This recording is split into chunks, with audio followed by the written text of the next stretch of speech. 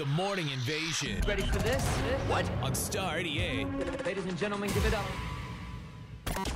I suppose we should get going. Yeah! Let's go. 10, 9, 8, 7, 6, 5, 4, 3, 2, 1.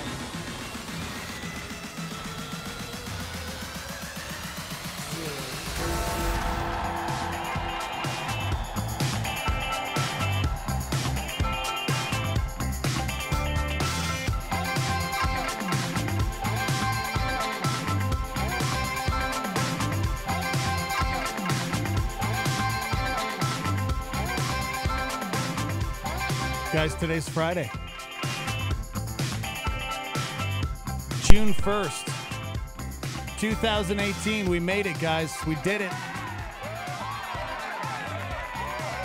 The weekend is here. I'm just so happy. Got any plans this weekend? You doing anything cool? Totally. Gonna relax? Yes. Mm-hmm. That's a for surezies.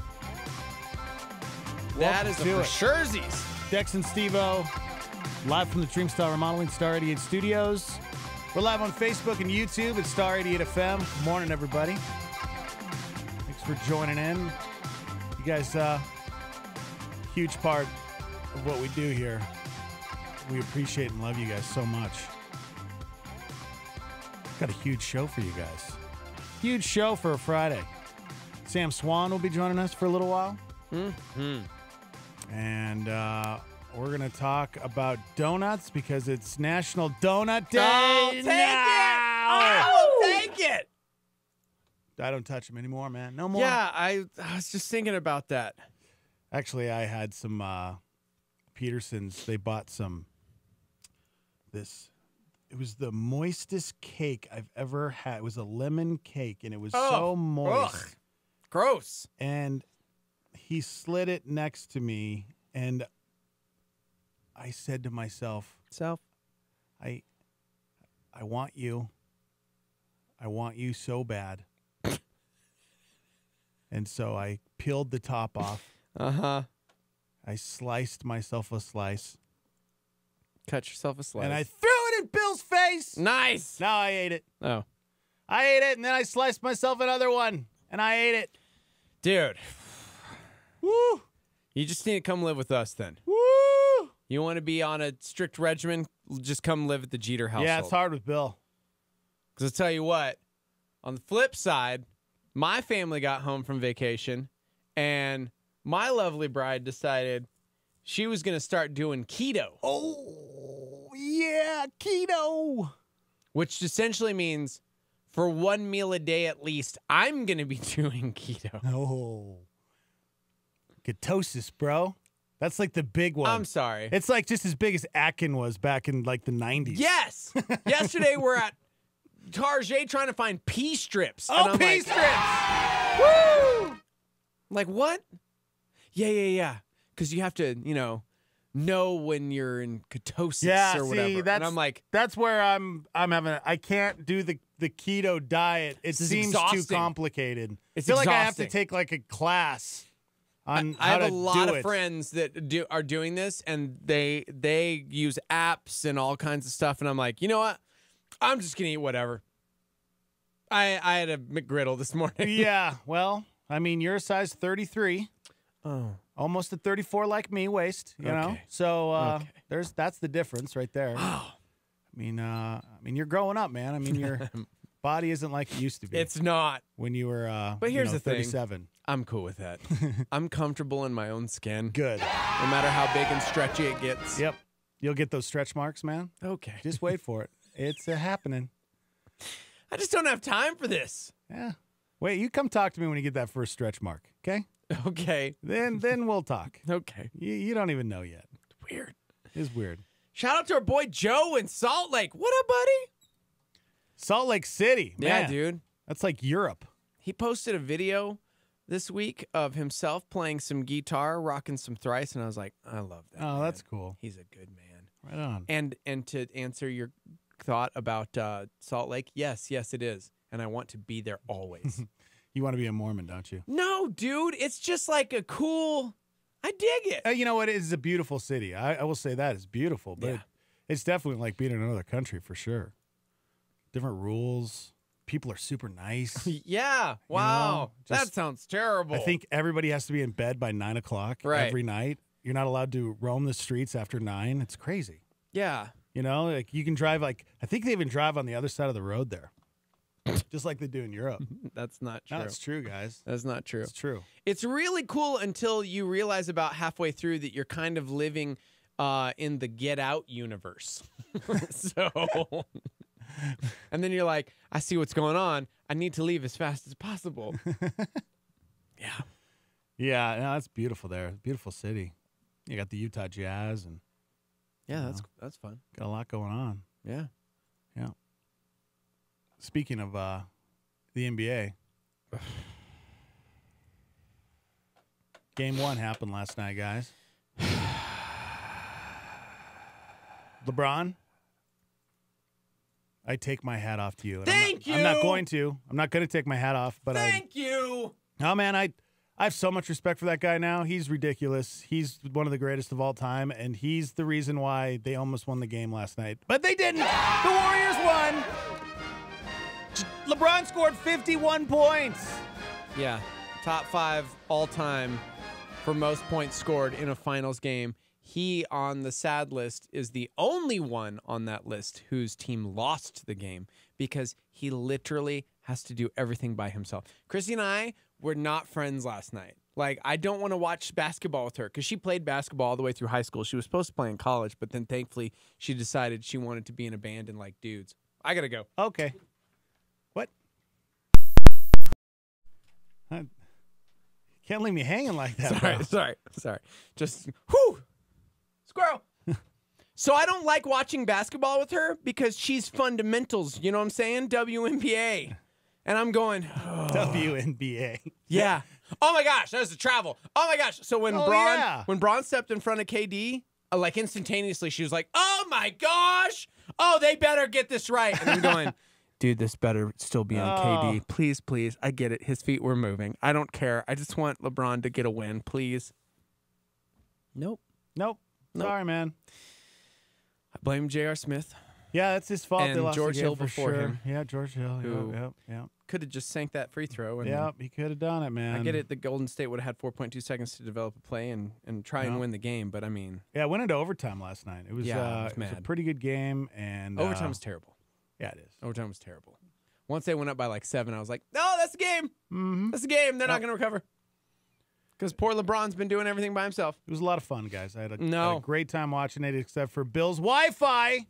I don't know if you guys follow me on Snapchat or Instagram or Facebook, but I was in tears. oh my gosh! First, I was so excited because I'm in my room. You know, I keep to myself. Yeah. I don't ask for a whole lot in life. All I ask for is good Wi-Fi. And yeah, I was ready to watch the game, and so I log into my app, and it was like I was watching TV from the 80s. You know, it was. I couldn't tell which players were. It wasn't buffering. It was just, and then it would buffer, but then it would look like it was really bad 80s, like no high def, and I couldn't tell who was who. And I finally lost it and called Bill into my room, and I yelled at him, and I want to apologize. Nah. I told him I was gonna sleep outside. I was gonna leave the house. I was gonna sleep outside, and he said, "Please don't do that. Please do not do that. I will fix it for you." And he tried, but he failed. Yeah. I just don't know if I can take it anymore, man. I don't know if I can live there anymore. Okay. If the Wi-Fi is going to be bad like that, I can't live in a place like that. You know what I'm saying? I know. It's unbelievable. You know, their TV's not even a 55-incher. I mean, how am I supposed to even... Okay. It's insane. I don't even know. I know. I have a hard life, guys. It's a hard life. Here's the thing. People always talk about like new technology and everybody dropped internet or dropped cable or satellite or whatever. But then more often than not, that's the problem I hear. Like when your internet goes out, I mean, you've got nothing. You got nothing. Yeah. Or rabbit ears, bunny ears? Something. Rabbit ears? That's still pretty terrible. Yeah. I'm just chained to like old school or what? Because I don't think I'll ever get rid of it. I'll always have television. Well, I have all the same things you have, bro. No, you Just don't. through apps. Right. Yeah. And when the internet's down or when it's buffering, ooh, Yeah, I never really I thought couldn't about do it live like that. sports like that. Yeah. Like all of a sudden, in the middle of a play, and it just kind of pauses, and you're Yeah. going, ah, ah, ah. Yeah. No, I don't have that problem. Here's what's funny is we dealt with the whole buffering thing through most of the game, and then Bill goes, "Why don't we just watch it through the rabbit ears?" Ugh. And I looked at him, and I grabbed that lemon cake, and I threw it in his face. And he said, "You know what? Turn it on!" And it was like the most beautiful picture I've ever seen in my life. It was like 4K. It was ultra like 4K. That's what it looked like compared to what I was watching. Ugh.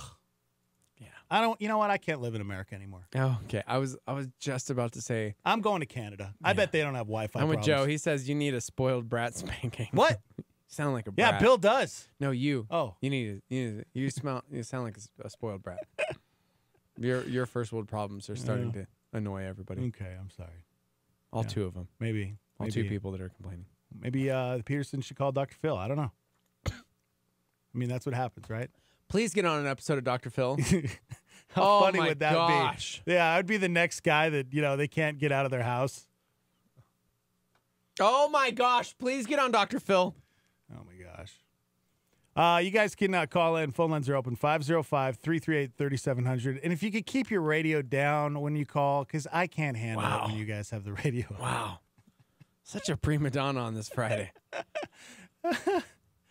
It's First I'm World just Friday, joking. everybody. First World Friday. Friday. First World Fridays. So, I love it. Yep. No, today is National Donut Day. According to a new survey, what percentage of Americans either love or like donuts? 92. 91%. Wow, really? Yeah, 91%. I was being funny, and I'm not that far off. Yeah, bro. It better have been that high. 1%. Only 1% hate them. Who hates a donut? I know somebody. Oh, Heidi. I That's think true. Heidi hates donuts. That's true. I I can't trust her now. No. I forgot. Nope. Sorry. Oh. I don't get it. I don't understand. I don't understand how you could hate this delicious. Maybe it's because they're trying to deep-fried- eat healthy, and then they see them, and they're like, no. No, but even the people that are health nuts Say they love donuts, they just can't have they donuts. just can't have them. Okay. 51% of people say their opinion of a coworker would improve if they brought donuts to the office. That makes sense. Do you think it's because growing up Baptist, like you're just brainwashed to love donuts at an early age? Like, think about that. Sunday morning, Oh yeah. it was either donut holes or donuts. Yep. For church, man. Yep. You got a donut. Oh, how about a zinger? Gosh, I love How about a Twinkie? How about a Hostess cupcake? Nah, man, just donuts, bro. I'd take a donut over anything you just said. Yeah, I probably would too. A Well, it donut, depends bro. on what kind of donut. Well, a Boston cream, obviously, if they're your friend. They're fun. They're fun. I've dabbled there a few times. I like a good maple. I like powdered sugar is good. Wow, you I like are a jelly so filled. boring. A jelly filled is good as You well. probably like glazed. A glazed Ugh. is fine. I know some people enjoy a certain place, but there's one in particular that yeah. I don't understand. I love that place, and we I can't know. say it because we're know. nonprofit. We can say the place. We're not endorsing yeah, the but I'm place. pretty much saying that it's my favorite. So. Oh, okay. Well, I'm saying you're dumb because I don't understand the Well, you're dumb. Krispy Kreme craze. I don't just understand said your it. craze over your donut place. I mean, it's Maybe it's just the way you were raised. maybe I grew up on the Double D, and so for me it was on like, the double D. yeah, man, give me that Boston cream. They showed up with those little glazed things that melt in your mouth, and I was like, this isn't a donut. What? Yo, No, my I gosh, can't you're feel crazy, this man. in my mouth. What? Mm-mm. That's what's beautiful about it. It's like butter melting in your That mouth. sounds disgusting to me. Okay. Starmy, good morning. I'd just like to say that Kay and I are totally down for Dr. Phil. Did you contact Dr. Phil yet? Yes. Did you? Did I what? Did you contact Dr. Phil? Because I'll go, and I will. I'll prove that you guys are unfit parents. Oh, that's funny. That's real funny, Kay. You saw what I had to deal with last night with the Wi-Fi. Okay. I think I saw you laying on your bed yelling out the window, Bill! Yeah. Yeah. I was panicking. That was me panicking. I needed I needed help. I was drowning. Uh-huh. And then you and Jacob were yelling when everybody got a touchdown in that Listen, game you were Mom. watching. Listen, Mom, Dad. You guys can argue about this later. All No, right, I we got a think we show should to do do. it now. We should do it now We got because a show to do. I want everybody to know that the lifestyle that I live is really hard, guys. I live a really tough life, and all I ask for is good Wi-Fi, and they can't even provide that. They're not good parents, guys. They're just not good parents. They shove lemon cake down my face. Maybe if you cleaned your room once, Well, maybe twice, maybe if you did your laundry. you're Don't supposed look to do my smart. laundry. That's your job. It's not my job. It's not my job. Yeah. Hey, can I say something real quick? Yeah. 33 years ago today, I married the best woman in the world. No way. Whoa. She's sitting next to me in the car here. Aw. 33 years ago. That is awesome. I had no idea. That's incredible. That is incredible. You guys It finally was tied the knot 1985. when Dex was 5, and you were like, Wow. man, we got to make an honest kid out of this guy. Yeah, and you know what? You guys, Oh. you guys Right. It's incredible. Little did we know. Little did we know yeah. that we'd have a man-child. Dude, that Living with us. is incredible. Congratulations. That That's is pretty cool. huge. Because I know both of you, so people don't even realize what an accomplishment it actually is that you're still married. Congratulations. Oh my gosh. That is amazing. Bill, Yeah. you are a saint of a man. Thank you, Steve-O, for feeling my pain. Thank you. Okay. Yep. Yep. Yep. I love you guys. That's awesome. That's really That's cool. really awesome. Okay. Okay. So Rudy's tonight, right? No, we had it last night, remember? Woo, all right. No, Dex is going to give you guys a Rudy's weekend, at the you know, Peterson. so That's that. fine. Okay, bye. There we go. All right, we'll be there. Bye-bye. Okay. See you later.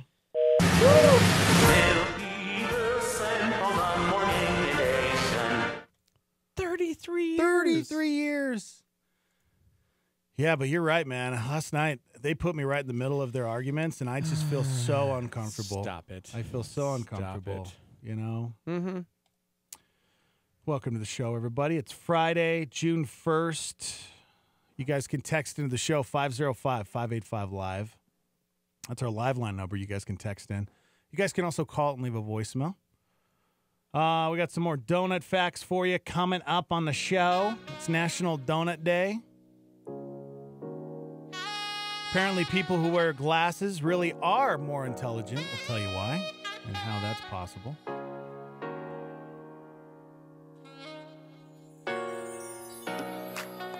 Apparently, American parents invented about 1,100 new baby names last year. We're going to go over all 1,100 baby names. It's going to be insane. And Tom Cruise posted a picture yesterday. You're going to be pretty excited if you my gosh! haven't heard the news. I'm so excited! And, of course, some Roseanne news. We'll update you on that. We're live from the Dreamstar Remodeling Star 88 Studios. We're live on Facebook and YouTube at Star 88 FM. Hang out with us. We'll be right back.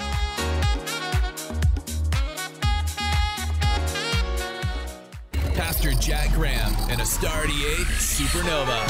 From beginning to end, from the beginning of your faith to the end of your faith, it is important that our faith be strong and grow. That the faith that we have is solid and strong. That our faith is truly built upon a foundation, a rock that cannot be shaken. The identifying mark of a Christian is faith. Faith. When you say faith, you've said it all. Faith in Jesus Christ. Now, faith does so many things in our life. We are saved by faith. Romans 5:1, we are justified, made right with God by faith. But that's just the beginning. Catch Pastor Jack Graham, PowerPoint, broadcast weekdays at 10:30 a.m. on our sister station, KNKT. J. Vernon McGee said, "We either crucify or crown Jesus by our lives." That's the Solar Flare on Star 88.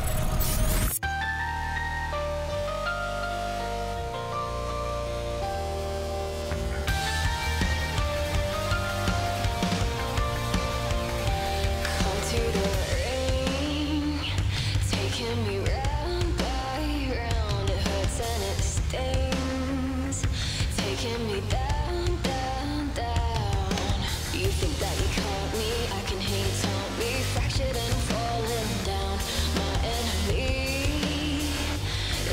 watching me bleed. But I'm not dead yet, so watch me burn. Go on, show it, lie it, you're so sure. I may be broken, but I'm not sad. I'm good on what is broken in my life, 'cause I'm not dead yet. No, I'm not dead yet.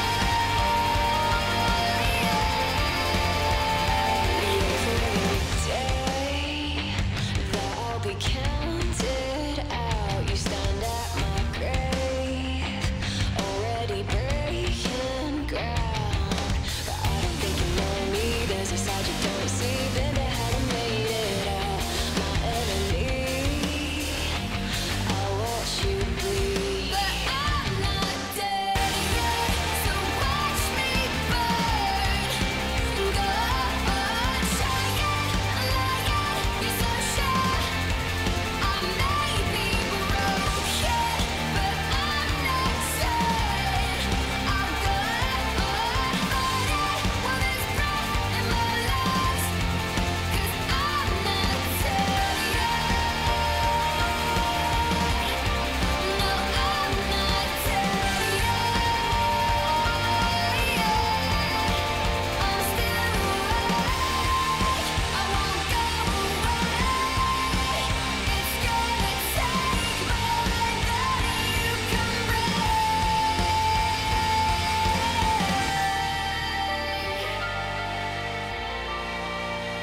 Calling my name. Heaven's calling my name.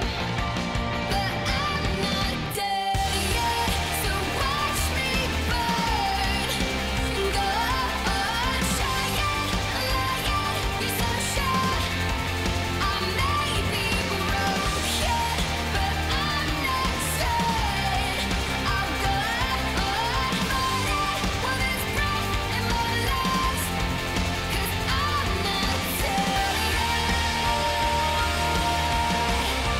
No, I'm not dead yet. I'm still awake. I won't go away.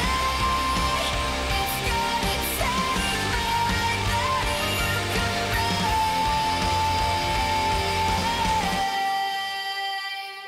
Here's Chris Hodges with a challenge to live a reproducing spiritual life. God builds his kingdom through relational connections. You need to know that. See it this way. The work that God is doing on the planet right now, he's doing it, his plan is doing it through relational connections. That's how it's going to happen. People don't get fed because of ideas. They don't get fed because of offerings. They get fed because generations of people pass down that burden and that skill set and that idea, and it happens through relational connections. All the kingdom of God is being birthed through relational connections. It happens generationally, and if you're going to be a devoted follower of Christ, you need to know that that's God's plan. And that's not only God's plan like for the earth, but that's God's plan for you. Let me say it this way. So when God sees you, he doesn't see just you. He sees the generations of people that you can impact. That's Chris Hodges and a Star 88 PowerPoint. Hey, what's going on in the news today?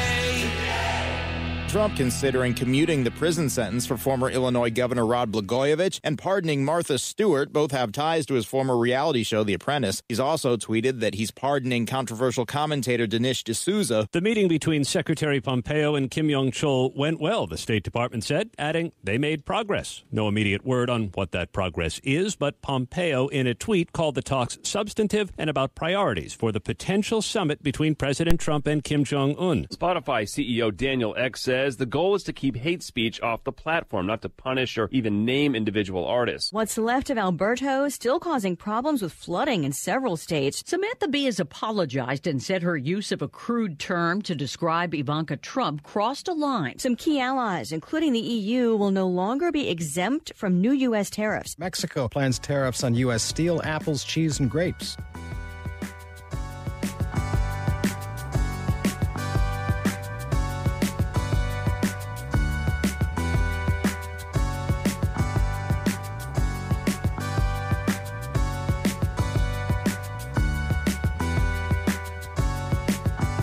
Live from the Dreamstyle Remodeling Star 88 Studios, Dex and Steve-O. What's up, Starmy? Jay Marie, Dustin. Hanging out on Facebook Live at Star 88 FM. Go like our page. We're also on YouTube. Matthew, Julian, Adam. What's up, guys? Welcome to the show. We're also available through iTunes. We have an app you can download in the App Store. It's called Star 88. Download that bad boy. You can stream us live, get us on demand. It's First World Fridays, guys. What happened to Filter Fridays? I think I should probably put the filter on the Facebook page. It can be both, right? We can have First World Fridays and Filter Fridays, right? Is that possible? I mean, that's a lot of Friday stuff that we're not going to remember. Oh, gosh. Why are you so difficult? And now, another first world problem. Oh, great. Now we missed our flight. Oh, no. I hope you're happy. Now we're stranded in Maui. Oh, terrible. Just awful. Yeah. Pray for that couple. Jeez. Apparently, people who wear glasses really are more intelligent. I'm going to stop wearing contacts then. I know. Can I? Is it still cool if I wear glasses, but they're just regular glasses with just lenses? That No, don't have that's a not cool at prescription? all. No? Yeah. But people would know. You know? Yeah. It would just make you look smarter. No, then I'm a poser. Nobody wants to be that. According to a new study out of Scotland, there's a connection between intelligence genes and bad eyesight genes. This is not accurate, guys. I had horrible, awful. Do you have bad eyesight? Yeah. Yours pretty bad? Yeah, mine was terrible. Sporting contacts, yo. You near or far sighted? Near. Near. That's the way I was. Yeah, I'd have to have something like about this close to be able to read it. It was an inch away from my eyes. This is why when I check my phone, it looks like I'm constantly. Right. How does it look?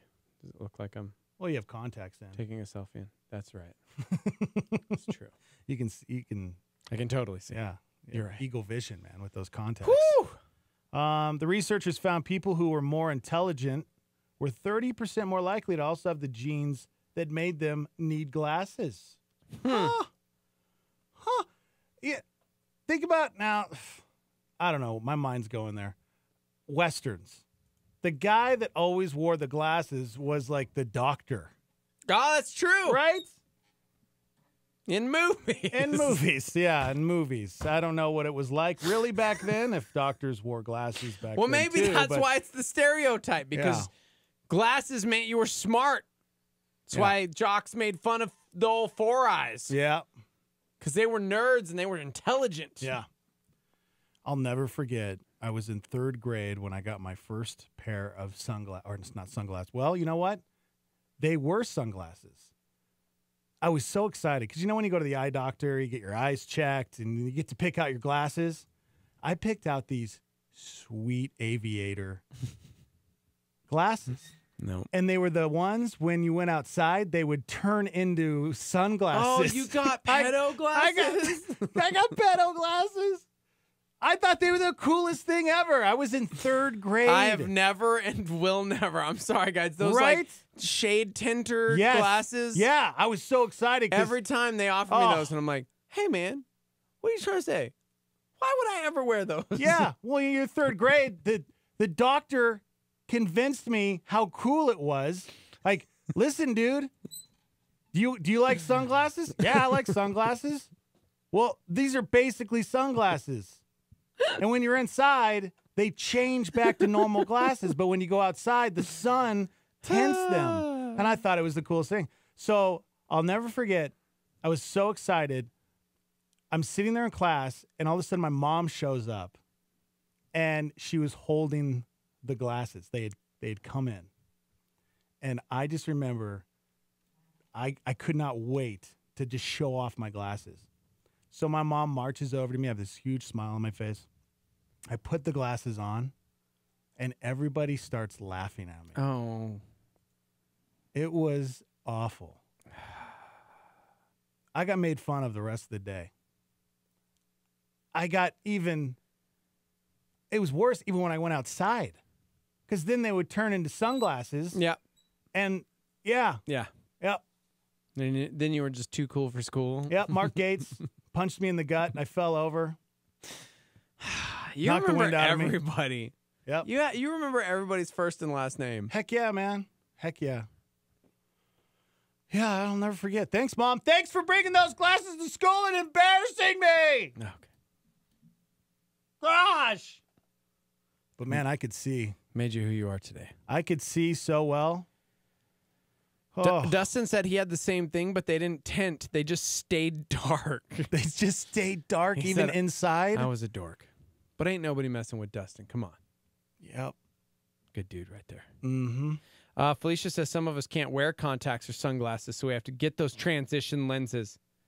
I'm sorry, Felicia. Oh, that. Yeah, why? I always wondered that. Why are your eyes just that bad that you? Yeah. Or do you have like so your eyeball rejects the contact Well, lens that's like somehow? Chrissy.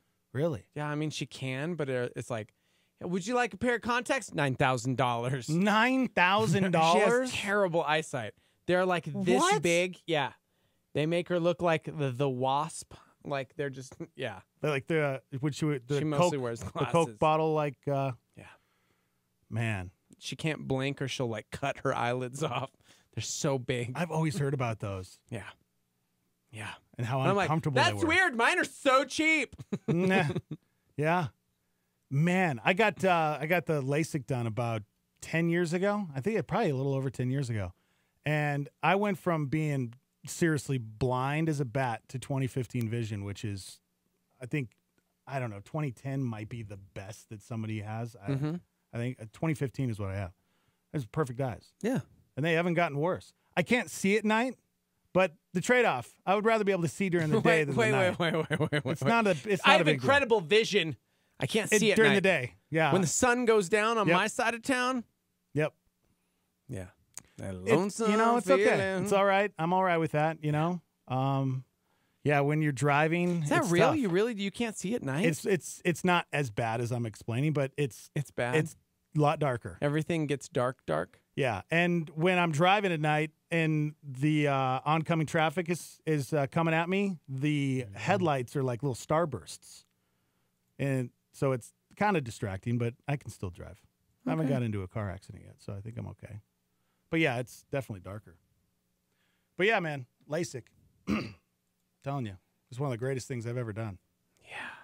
Somebody said, wait, my daughter has those. Her eyes are sensitive to the sun. Will these be expected in middle school? She'll be in 6th grade. I don't want her to be made fun of. Do not get those glasses. No, stop No, it. It's I'm serious. different. No, it's different. You just Yeah. called them pedo glasses, bro. Yeah, because when you see grown men, like, creepily getting into a van with You don't those think it's the glasses same thing for on- kids? No. Oh my gosh. No, When's the they're last totally time you cool. saw a kid wearing those glasses that are tinted? Former teammate of Luke, baseball player. What now? Is he a cool kid? Yeah. All right. Maybe he's got a good personality. Maybe he's really cool. Nobody made fun of him. I don't know. I wouldn't risk it starting a member. Oh, okay. I really wouldn't. Stop it. I wouldn't risk it. No, no. Whatever. I got Mom, beat up. Don't listen to Dex. I got beat This up. was 63 years ago. Google that. okay? You know what? I want you to Google right now. No one's going to beat up your Google. daughter This is what I want you to over Google. tinted glasses. Google are tinted glasses. Emma says tinted glasses You know what? really I'm do Googling it. help. I teach, so I know. They help? Yeah. There's a difference between it helps. Like, I thought it was going to be the greatest thing ever. Yeah, because it's like, oh my gosh, I'm going outside and I got sunglasses. Yeah, that helped me. Curmudgeon says, my child and I both wear those transition lens glasses. Oh. See? You're perpetuating a stereotype from the mid-40s. Stop the it. mid-40s, huh? It was the 80s, bro. That was 30 years ago. Dang. The 80s were 30 years ago. Oh my gosh. Can transition lenses ever be cool? Tim Gunn talks transition lenses. 19 reasons why transition lenses are the worst. All right, BuzzFeed did it. You know what? Okay, here we go. All right. They're supposed to go dark in the sun and lighten when it's dark again. They don't work. Somebody said when I was a kid, those tinted glasses were super cool. Don't know what you're talking about. We're not in my school. Yeah, in Montana. Yeah. I'm telling you guys, it's going to be okay. Here's the problem. I don't know, man. Here's the thing. If we've talked about anything this week, it's been like our words, who we are, our identity. And I'm telling you right now, you just got to be confident enough to sport those. Like, for real. Yeah, you better take some Who MMA cares? classes. Some, like, random dudes mocking you. They're going to make fun I of get it. everybody for something. Easier said than done when you're in the 3rd grade, bro. Okay. You know, you're a shy, quiet kid as it is. And then all of a sudden you think you're the coolest kid because you get these transition lenses. Somebody said people with those glasses were thought to be so cool in school when I was a kid. What? Why? I'm sorry you had a bad experience because Montana's backwoods. What the heck? It is. It is. No one here is with you, man. Everyone here is like, what are you talking about? Those are like the expensive, cool glasses. You know what it probably is? Even if I didn't get the transition lenses, I probably still would have gotten beat up. Yeah. It was just an excuse to beat me up. Yeah. It was the same thing when I got my Top Gun jacket. I got a Top Gun jacket in, I think, the 2nd grade or something, and Mark Gates beat me up for that because it was too big. Curmudgeon says some people just have to belittle others to make themselves feel better. Dax. Well, that's true. All Emma right. says try being 6 and wearing bifocals. Yeah, man. Oof. Yep. Did you look? Oh, that makes me sad for you. Yeah. I'm sorry. Mm-hmm. Sorry. Yep. I always think it's adorable now when you see a little person and they have like these giant glasses Well, and their yeah. eyes are just like magnified like 7 You're times. a grown adult and you don't bully people. And especially if it's like a cute little girl. She looks Right. like the lady from like The Incredibles. Mm-hmm. I think it's great. Good morning. Welcome to the show. You there? Hello? Hello? Hey. Go ahead, caller. Hey, so there's a reason why you got beat up, and it wasn't the glasses. Dad? I had transition lenses, and I was amazing. Uh-huh. Okay, bye. Yeah, right. That's a lie. That is a lie. Somebody said it's definitely not the glasses. I think it's just Dex. It's just me, guys. Honestly, I think it was just me. Somebody said if you're going to get made fun of in school, it doesn't matter whether you have glasses or not. Yeah, that's a good call. That's a good call. Yep. Those look dope. They do now as an adult. I mean, I would love to have transition You know what glasses. I'm going to do for all the kids gonna out get there? some? Yep. You going to get some transition I'm not even being funny. lenses? I'm going to buy some transition lenses. I'm going to sport them like a champion. I'm going to wear them at freedom celebrations, so when we're on stage, it'll be like darkened. And then when we're like at night trying to watch fireworks, they'll be lightened up. All right. You do you, boo. I wonder if the technology has changed. I wonder if they work even better now. Yeah, I will say, like, I always felt bad for people who had transition glasses, and then they come inside, and for like 10 minutes, it's like, hey, Ray Charles, what's up? Why are you sporting sunglasses inside? It's like, sorry, there's my transition lenses. It just takes a minute. Oh, cool. Now you're an aviator. Yeah. It would take like 30 minutes for those things to like cool down. They had to cool down from hanging out in the sun for so long. They were like solar powered is what they were. Yep. So this guy, I found this article. This guy is talking about how cool transition glasses is. The guy's like 70 years old. And he says the technology has changed. It's a lot better. It works. He said that it's a game changer. The change is so quick and smooth that half the time I can't even tell when it happens. I think those are the glasses for you right there. That's a perfect style for you. I seriously like. That's what I was talking. I want those. I like those. I'm such a sucker. Can I you get put some that too? on the screen in front of me? I was like, oh, those. You know what? I'm gonna get some too. No, you can't copy me. But they're sunglasses, dude, No, but and glasses, so I can look sophisticated and I just smart. said I was gonna do that, But I want them to now. Can we get them? well, now I'm not gonna get Can them. we get the same no, pair? You go ahead. Good morning. Hey, good morning, guys. How you doing? Good. How are you? Hey, Gentry. Whatever. Oh man. You can't fool me. That's true. I just wanted to call in and say I think your glasses are awesome. personally, and I got made fun of with my glasses at school when I was in school, and I still do. This is true. You still do. He had those giant glasses I've back seen in the those 60s. pictures. Yep, with the skullet. He had the mullet. Yep. Yep. Somebody said it wasn't the glasses, it was user error. So User error. I put them on. I had them on for an hour, and I got beat up. Okay. I'm telling you, it's a different time period, guys. It is a different time Different period. time period. Yeah. Somebody just said, shout out to my girls on their last day of school today. Cottonwood Classical. Very cool. Oh, that's cool. Also, my 14-year-old wears fashion glasses. No purpose at all, but they're little Harry Potter frames. I had those So frames, it's yeah. opposite now. People are like trying to wear glasses. Yeah. I remember in high school, for me, it was like I would just go blind most of the time because I didn't want to put my glasses on because I got picked on. Mm-hmm. So, yes, it's a different world.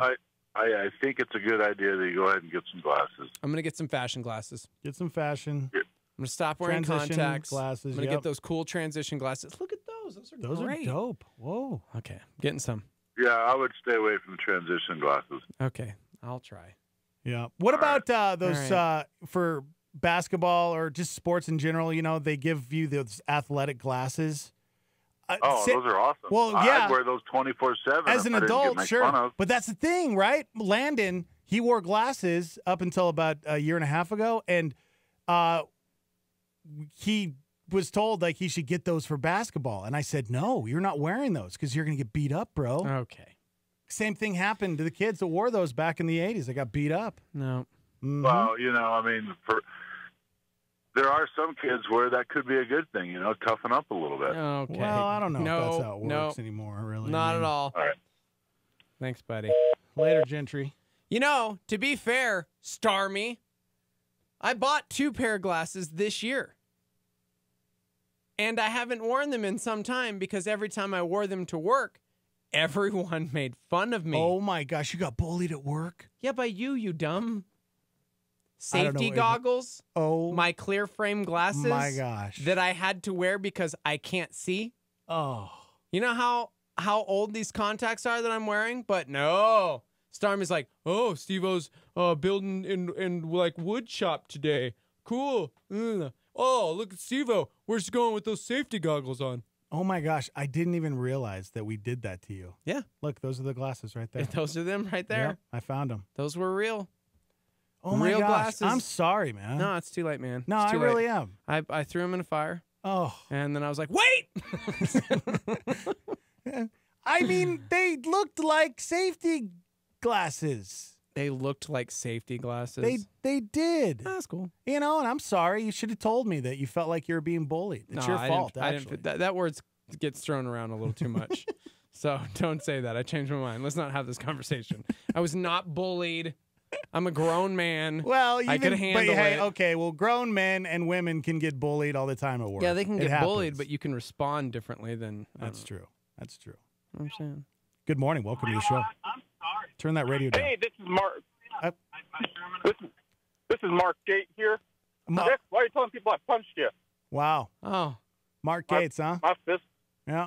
My fists were just giving you little hugs. Little hugs, huh? Wow. Yeah. Yeah. I don't know about that. Yep. Yeah. Thanks for calling. Yeah. It's not funny, man. You know, it's not funny. It's true, guys. I was bullied by Mark Gates. He was just like that redheaded kid in Christmas Story. Uh-huh. That's what Mark Gates looked like. Mm-hmm. Cool. What were we talking about? We're talking about our words. That's been the theme of the week, guys. Our words. Go read James chapter 3. Our words. That's in the Bible. Mm-hmm. Speaking of words, coming up, we have highlights from the 2018 Spelling Bee Championship. It's one of my favorite times of the year. Listening to these kids spell these ginormous words. It blows my mind how smart these kids are. So we'll play some clips from that coming up and some of the highlights from the past. And yeah, I mean, it's on ESPN. The Spelling Bee is on ESPN. Isn't that weird? It's a sport, guys. Spelling Bee is a sport. You have to be an athlete to spell these words. Let me disprove that real quick. You know what else is on ESPN now? The WWE.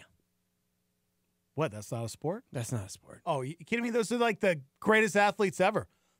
Excuse me. You know what I saw on ESPN? Cornhole. Shut up! I lost my mind. Oh, I would be the biggest cornhole celebrity athlete. What's funny is I was I'm so good at that they have game, cornhole guys. on ESPN, and I'm thinking these guys are going to be amazing. No, they weren't that good. Oh, dude, they I'm were signing up. overshooting. Sign me up. The box. I was like, oh my gosh. I was thinking they were just going to be hitting the hole every time, and it was like, nope, that guy overshot it again. I couldn't believe it, man. Cornhole on ESPN. I want somebody to make me a cool cornhole set. That'd be cool. That'd be really cool. 505-585-LIVE. You want to text into the show. Let's see. Was there anything else on these glasses before we move on? The researchers found people who are more intelligent. Okay, I already read that. So people who wear glasses really are more intelligent, according to this study out of Scotland. They said 30%. They found people were more intelligent when wearing glasses than the people that didn't wear glasses. There was that gene, the bad eye gene, that made them smarter. And we got Yeah! What? I just got a text from a really good friend, and my son made All-Stars this year for the 12U Paradise Hills Little League. Sorry, guys. I just got totally sidetracked. Just spit all over my hand. I'm excited. Paradise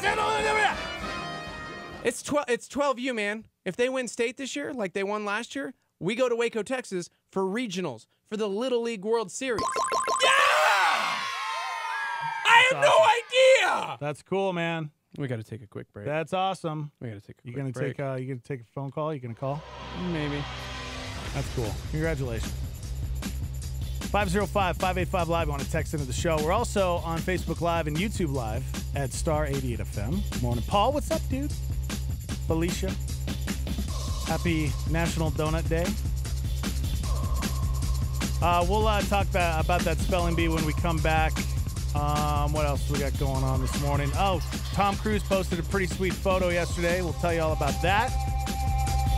Live from the Dreamstyle Remodeling Star 88 Studios. Hang out with us.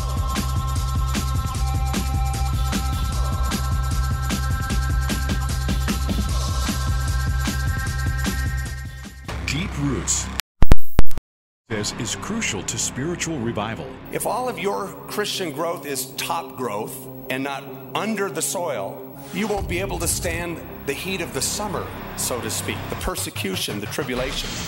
The Christian life is an awesome adventure that does not make it easy. It's hard. There's some difficult hot spots that occur in every believer's life. And to stand the heat, you need a root system. How about more Bible teaching from Skip? Simple. Click in at connectwithskip.com. Connectwithskip.com. Now, Skip says the best investment you can make is in people. You just never know. You might be planting a seed that could germinate. That person might move away, might tell somebody else. That person may be the next Billy Graham. Here's a final flaming thought in this hotspot with Skip Heitzig. Look at the potential that God has placed before you and just go, rub your hands, go, Lord, this is awesome. What might grow because of this? Hotspot. I'm Daniel, and it's time to get in the techno. Recently, I spoke about incognito mode in an upcoming release of the YouTube app. For the uninitiated, incognito mode creates a private browsing environment. What's that mean? Well, your browser doesn't keep a history of sites visited. It also doesn't store cookies and other tracking information once the session is closed. So it can be useful when looking at flight or hotel reservations. Those sites are built to track you and slowly up the price. It can be used to log into the same site under different accounts and so on and so forth, but more often than not, incognito mode is used to look at explicit content. So if you're a parent or accountability partner for a friend, you may want to look at the parental controls and lock out incognito mode. It's also worth noting that while in incognito mode, you aren't hidden from your employer or service provider. They can still see that Daniel's iPhone visited Zombo.com. Also worth mentioning, you're not hidden from God, and everything done in secret will one day come to light. I'm Daniel, and now you're in the techno on Star 88. Music with more than a beat. Vertical worship, Christian hits, and fresh indie on Star 88. KLYT, Albuquerque, Santa Fe.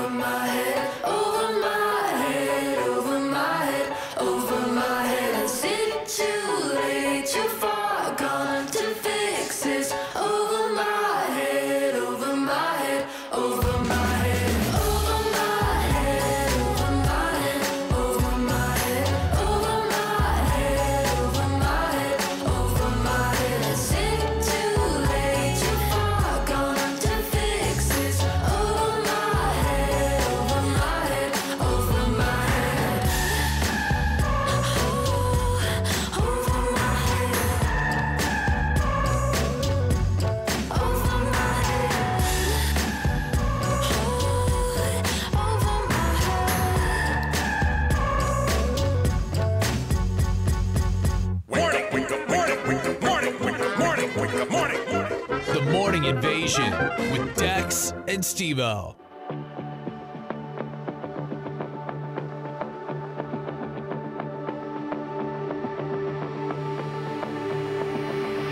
I was a hurricane. I was a lost boy.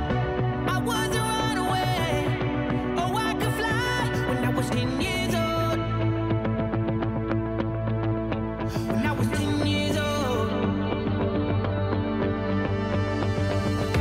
I was the reckless tide in a white sea. Oh, I could pierce the night with just one light, 'cause I was 10 feet tall. Yeah, I was 10 feet tall. All of the shattered bones, all of the broken homes, all the things that we've been through will somehow lead me back to you. Oh, we would close our eyes. Oh, we would rule the night, and all the things that we've been through will somehow take me back to you. I don't wanna be nobody else. I don't wanna be nobody else. I keep running from myself, trying to be somebody else. I don't wanna be nobody else. I don't wanna be nobody else. I keep running from myself, trying to be somebody else.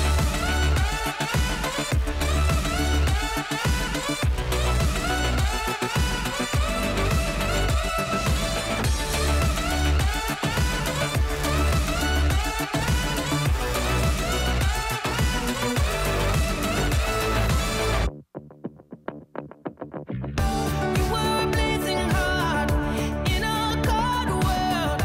You were a raging fire, rising high when you were 10 weeks old. Yeah, when you were 10 weeks old. Ooh, 'cause they're gonna try, gonna try, gonna try, gonna try. But they never gonna take your heart, baby. They never gonna take your heart, baby. But they never gonna take your heart, baby. They never gonna take your heart, baby. All of the roads we crossed, all of the dreams we lost, all the things that we've been through would somehow lead me back to you.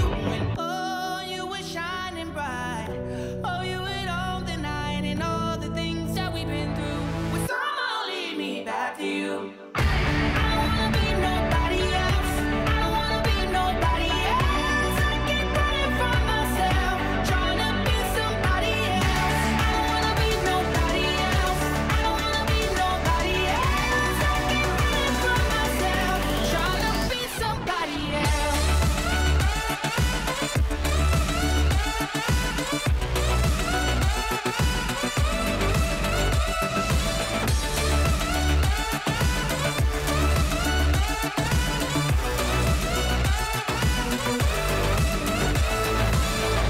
Brothers, sisters, keep on running. Fathers, mothers, keep on loving. Fighters, soldiers, hold your weapons and lay your back on me. Lay your back on me. Brothers, sisters, keep on reaching. Fathers, mothers, keep on dreaming. Fighters, soldiers, drop your weapons and lay your back on me. Lay your back on me.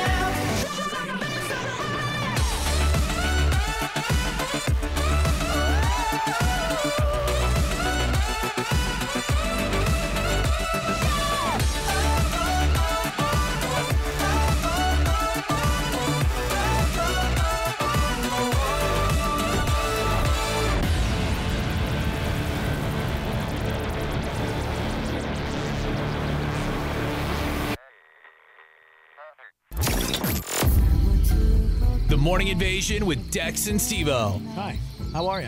Oh, that's us. It's summer. Oh, hi. We're here. Hey. We're just chilling in the hot tub. Oh, dude. Just take a little soak. Woo! It's all good. Don't worry, we won't get electrocuted. Yeah, no, We're no, good. no. Hey, man, can you hand me my shorts? I'm ready to get out. No, you need to stay in a little longer. Okay. We got to that's get cool. those heat shock proteins going. You know Oh, what I'm saying? yeah. Feels good. Hey, before we get out of the tub, I wanted to tell everybody about Harvest America because we're going to be out there. Yeah. We leave. Wait, why are we getting out? Oh, okay. Next week, we head on out. Dude, a week from today, we will be doing the Morning Invasion live at AT&T Stadium. Yep, Arlington, Texas, guys. That's Dallas, right? Yeah. Yeah. It's where the Dallas Cowboys play. Yep, that's right, guys. And if you haven't heard, Harvest America, it's huge this year. Phil Wickham, Chris Tomlin, Crowder's going to be there. Of course, Greg Laurie. Yeah. And we're going to be kicking things off before it all gets underway. I guess it starts at 5 p.m. So join us. You can listen right here on Star 88, anywhere. I mean, we're going to be on like every radio station across the country. It's going to be beautiful. We're going to be on the entire network of stations. Pray for us, guys. Yeah, for real. Because it's kind of terrifying. And here's the thing, like Starmy, you guys get a little of the inside because, you know, you're a crew, you're a people, you're a family. Definitely pray for us because we're going to be doing something we've never done before. We're going to be on this giant network of stations. We're going to be broadcasting live from a press box at AT&T Stadium, and it's across the field from where the stage is and where the bands are. Can I go behind the scenes? Can I tell them this? Yeah, bro. So normally, last year, we were able to have all the artists in our box with us, and we were doing interviews from there, and it was totally cool. Get this. AT&T Stadium is so massive, so large, that we can't do that this year because the press box, I guess, is on the third level on this side, on one side of the stadium, and the stage / locker room / where the bands are going to be is on the entire opposite side of the stadium on the floor level. And to golf cart the bands to our press box all the way across the stadium and up the third level would take 35 minutes. Really? I thought they said an hour. Yeah, 35 minutes each way. Oh, each way? Okay. Yeah. Okay. So it'd be 35 minutes to drive them around the stadium in a golf cart and up to the third level to talk to us for like 10 minutes and then back down 35 minutes the other way. That's insane. That's how big the stadium is. So instead, we're going to be kicking it out to DJ Bossman Dan and Heidi, who are going to be behind the scenes in the locker rooms, talking to the artists. And so it's going to be a different experience entirely because it's going to just be you and I, and then we'll be kicking it out to like our anchors. But pray for the logistics of that. Pray that everything goes well technically. Mm-hmm. And so we're so very, very excited. I was just dumbfounded by the fact that that's how big Jerry World is. It's crazy. That is the largest NFL stadium in the universe, and that's stupid. That is stupid. That is just a 30-minute golf cart ride just to go to the other side of the stadium. Oh. And now, another first world problem. I just wasted 75 cents. How'd you do that? I pushed the wrong button on the vending machine. Now I have to eat a different snack. Oh, no. Why me, God? Oh, gosh. It's unreal, man. The stuff we have to endure. Yeah, it's insane. I mean, yep. It's just so big, guys. It's so big. Steph says the best for the best team. Aw, maybe best in your heart, but definitely not the best team. Huh? The Cowboys. Oh, I thought they were talking about us. No, dude. Jerry World.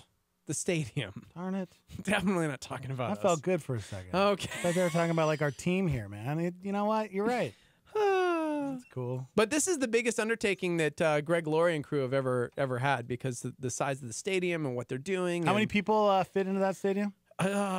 Here, let me get the actual one because I said like 150,000 and people were like, psh, yeah, right. It's like 1 million. No, they were saying, just don't worry, man. There's like 10,000 people. That's nobody talks like that. Capacity is 100,000. Whoa. But that's in the seats. That's just in the seats. Yeah. Now add to it like the 100-yard, the giant field. That's crazy. That is insanity. Right? Yeah. Yep. So there we go. All right. So we'll be there a week from today. Next Thursday, we head on out, and then we'll be doing the Morning Invasion. We'll be doing the morning show on Friday, and then Harvest America on Saturday. It's going to be a lot of fun. Yeah. We're on Facebook Live and YouTube Live. Good morning, guys. At Star 88 FM. You can go watch the show. You guys can also call in. Phone line's open at 505-585-5483 if you want to text into the show. Yeah, man. People are chiming in. You guys, this is super excited for you. So awesome. Thank you. Prayers. Prayers. For real. A lot of logistical things are going into this one. Mm-hmm. I'm excited. We're getting pushed. We're doing things that we've never done before. Yeah, man. Sometimes you just got to get pushed to those limits, Speed limits. Can't sleep. When I first realized getting the Top Gun, what? All I could ever think about and dream about is getting that trophy. One of the greatest Little scenes muffled. of all time. Right now, I just hope we graduate. I got a family, man. I can't afford to blow this. Audio was a little off back then. Yeah. I guess that flyby wasn't a big hit after all. Gentry. I mean, What? Goose. No, it was Goose. Look, man. No, I'm I Goose. know it's tough for you. Oh, yeah, you're right. Wouldn't let you into the academy because you're Duke Mitchell's kid. Wait, why are you Goose? Because I had more lines. Matt You couldn't gotta live handle with it. that reputation. It's like every time we go up there, it's like we're flying against a ghost. Here's his line right here. Makes me nervous. Here it is. This is one line. You're the only family I've got. Yeah. I'm not gonna let you down. Yeah. I promise. One of the greatest scenes of all time, and it happened back in the 80s. It was 1981. Top Gun came out. And I don't know if you guys follow Tom Cruise on the Twitter, but he posted a picture of Maverick, and it says, "Feel the need."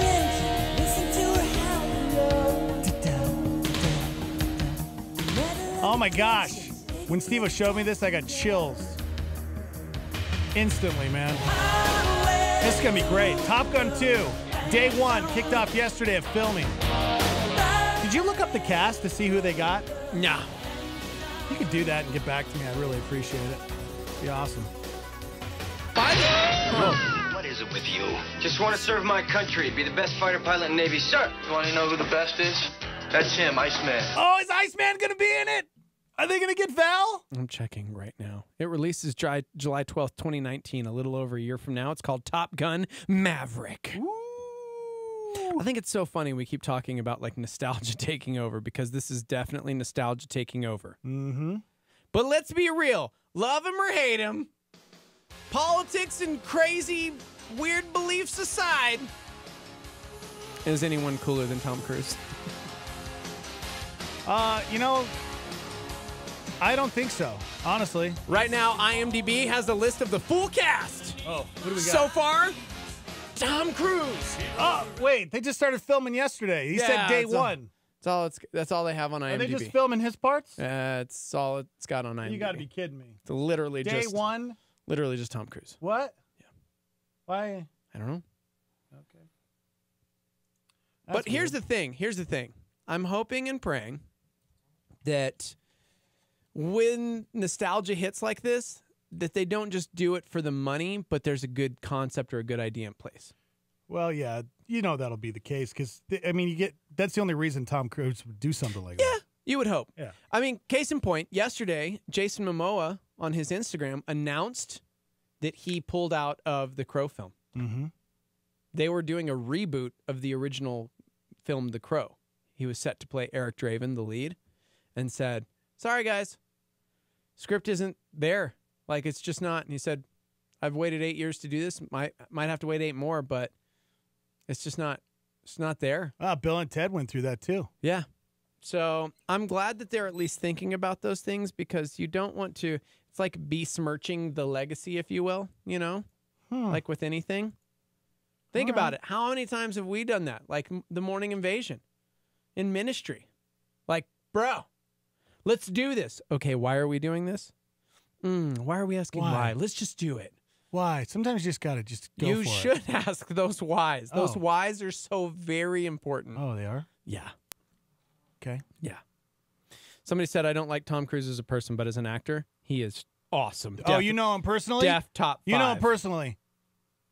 You can't say that. I mean, you don't know him personally. He might be a nice guy. Somebody else said, can y'all please get some chairs that don't squeak? It's kind of audible over the radio. What? Squeak? We're standing. Yeah, we don't even have chairs. Maybe it's my laugh. Maybe it's like when I... Somebody else said, getting back to YouTube broadcasting live at AT&T Stadium, Dallas Cowboys. Next week, it's the morning ESP invasion. That's good. That's a good name. I like that. The morning ESP invasion. Yep, that's good, man. That's good. Yep. That's good, man. That's good. You want to know somebody cooler than Tom Cruise? Arnold Schwarzenegger, Mr. Freeze. He's ice cold. That's I don't know. That's what somebody said on the live line. Okay. Jeez. Somebody said, Dustin said, I don't know how much I trust Tom Cruise. Isn't he about to release the 6th Mission Impossible? Yeah. Have you seen the trailer? Yeah. I was like, take all my money. Take all of it. Oh my gosh, those are my favorite movies. Yeah. I love them. I hope they make more. Heck yeah. It's when you got a really good team. You know what I'm saying? You're just like, let's keep doing this. Why? Well, because we got a great team. Elizabeth says, you guys are a great team. See that transition? I like that. I'm praying for everything you guys will do and be great next week as always. Thank you. It's like Maverick and Goose. Yeah, bro. We're the team. That's right, bro. Woo! You can be my wingman anytime. Miss you, Iceman. Wouldn't we be more of like a Maverick and Iceman, though? Because Goose is gone. Mm-hmm. Goose would be like that other guy whose name we're not allowed to say. From that thing you used to do that we're not allowed to talk about. Oh, yeah. Yeah. I'll be Iceman. Okay. You know? You're the bully? No. Actually, no. I do look a little like Tom Cruise. I'm the younger one that came in here and thought I knew best. You're Cougar. Even though it's true that you knew best. So you're Maverick. Now, you're Cougar because you get anxiety and you panic and freak out like Cougar did in the opening scene. No. And Maverick had to save him. No, I do not. They did a hit and run on the aircraft carrier. No. Just said Coug. You're Maverick. Yeah. I'll be Iceman. Let's be real. I don't know if your personality fits Iceman. Are you kidding me? Have you ever met anybody cockier than this guy? No, you know what? I take it back. You're right. Wait, that's not fitting of me. You're arrogant. Yeah. Center of attention. You do that thing with your mouth where you go, like you bite. He does that to me all the time. Nice. He just stares at me and goes, man. Yep. Yeah. Mm-hmm. That's you. You can be my wingman anytime. That's right. Yep. That's hilarious, man. Yeah. Yeah, I mean, I'm all about it. Bring it back. I can't wait. I'm disappointed that he said day one and they'd have not casted anybody. There's just Tom Cruise. That's it, really. Or maybe they just didn't want to announce it yet. Maybe that's what it is. Well, let's be honest. Part of the problem, I would say, is it's been like, 30 years? And not everyone has taken as good a care of themselves as Tom Cruise. Tom Cruise still looks like he's 30 years old. No, that's true. And, which is crazy because if you watch that Mission Impossible trailer, there's a moment where he's like jumping out of a window to jump to another building. And he broke his foot doing that. So it's not like he's being careful. He's taking risks, but... All right, I just Googled, how does Tom Cruise stay so young? No, stop it. And I found Tom Cruise's Secrets of Youth. Guys, I got it right here. Here we go. How does he stay looking so great? Man, he's 5 feet 7 inches. Okay. I'm going to have to get back to you on this. It's a long article here. Okay. The body, the work ethic, the style, anyways, the all mindset, that to the say, diet, if they cast Val Kilmer as Iceman. Ice. Cool. Have you seen him lately?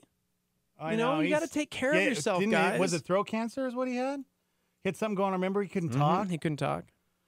Yeah. So, I don't know. It's just another reason why we got to take care of these temples that we have been given. Yeah, that's true, man. We Just really do. That's very true. 505-338-3700 if you'd like to chime in.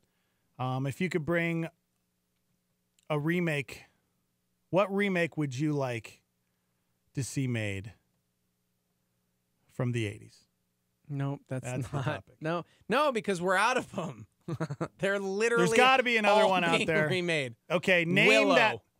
Yes, that's a good one. See, Mad Willow. Morgan. But then you got Val Kilmer again. You can't have Willow without Val Kilmer. And he's just not looking good. Actually, he posted a photo Is he of looking himself better? from Is he May better? 24th, saying Top Gun 2 started filming and he's ready. Do you think he's gonna be in it? No way. He's looking pretty good. Yeah. He posted Okay. a photo on his own Instagram saying, "Friends, it's official. Top Gun 2 was announced today. I'm ready, Tom. Still got my Top Gun plaque. Still got the moves. Still got it." And he's wearing a Cool as Ice T-shirt with an image of Iceman on it. Nah, that's that guy from Contra, the video game. Okay.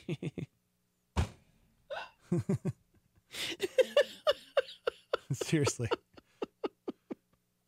That's pretty cool, man. I wonder though, what if they didn't cast him and he's like throwing it out there, like, "Hey guys, I'm ready. Oh, if you guys, I'm ready to get back in the role." Okay. And they don't cast him. What if? Man, too many people are chiming in on your fake Oh, topic. hit me, man. No. Oh, it's Goonies. No. They were talking about doing a Goonies. Yep.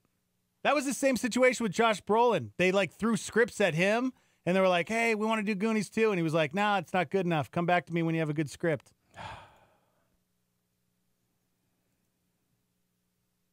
I refuse to read more. What? This is not our topic. This is the This is topic. not a topic. What 80s movie needs to be remade that hasn't yet? Warriors. Warriors, come out and play. Is that Somebody the else said Goonies would be a cool remake potentially. Yeah, I don't know. Ooh, Garbage Pail Kids. No. Oh. No. Okay. Rad would be cool. That was one of my favorite movies from the 80s. No. See, I agree with Felicia. You can't touch Goonies. Why do we think we need to redo certain things? Like when Nostalgia yesterday purposes? when Jason Momoa announced that he was stepping out of the role of Eric Draven, I was so excited. Like I actually texted a good friend of mine, Erickson. I texted Erickson because we're both huge fans of the original film, and I'm like, "Dude, they're not doing it." Oh, thank you, Lord. Because I don't think we need to go backwards. Why? Oh, yeah? Why do you think it is that we constantly? Oh yeah, Cobra Kai. Okay. Huh. No, but being serious for a minute, why do we find ourselves wanting to go backwards and we're not progressing forward? I get that. As a person, a lot of times it's like, man, but I was this, I was that, I was the other in the past, and maybe you've gone through some gnarly things in your life, but maybe God was trying to get you through something so that he could move you to somewhere new, but you're constantly like, but I just want to rewatch Goonies. Well, that's kind of the whole concept of Cobra Kai. Just you know, saying. Karate Kid, they decided to launch a series, and no joke, in my opinion, it's one of the best series I've ever seen. Okay. And that's kind of the concept of the show, is that Johnny, who got defeated by Danny at the All Valley tournament, he is now, almost like 30 years later, and he's still stuck in the past. And, okay, so here's the difference, though. That's not a remake. That's not going back in time for nostalgia. That is a progression forward in time to see where the characters are at today. Okay, let's not do remakes. Let's do sequels, man.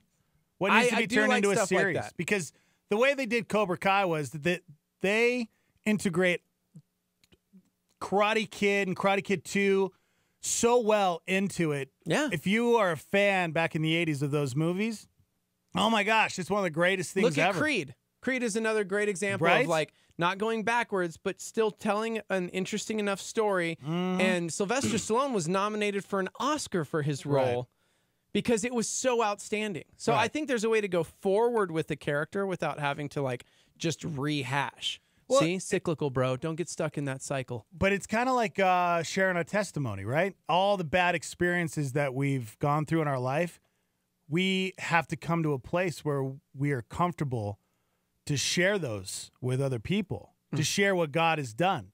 Like, I would imagine if you were battling a drug addiction, that has to be something that's it's probably embarrassing. You probably don't want people to know about it. Yeah. But some people get to a place where they're they want to be used, and they know that they're different now. They've changed, and they want to be able to help other people.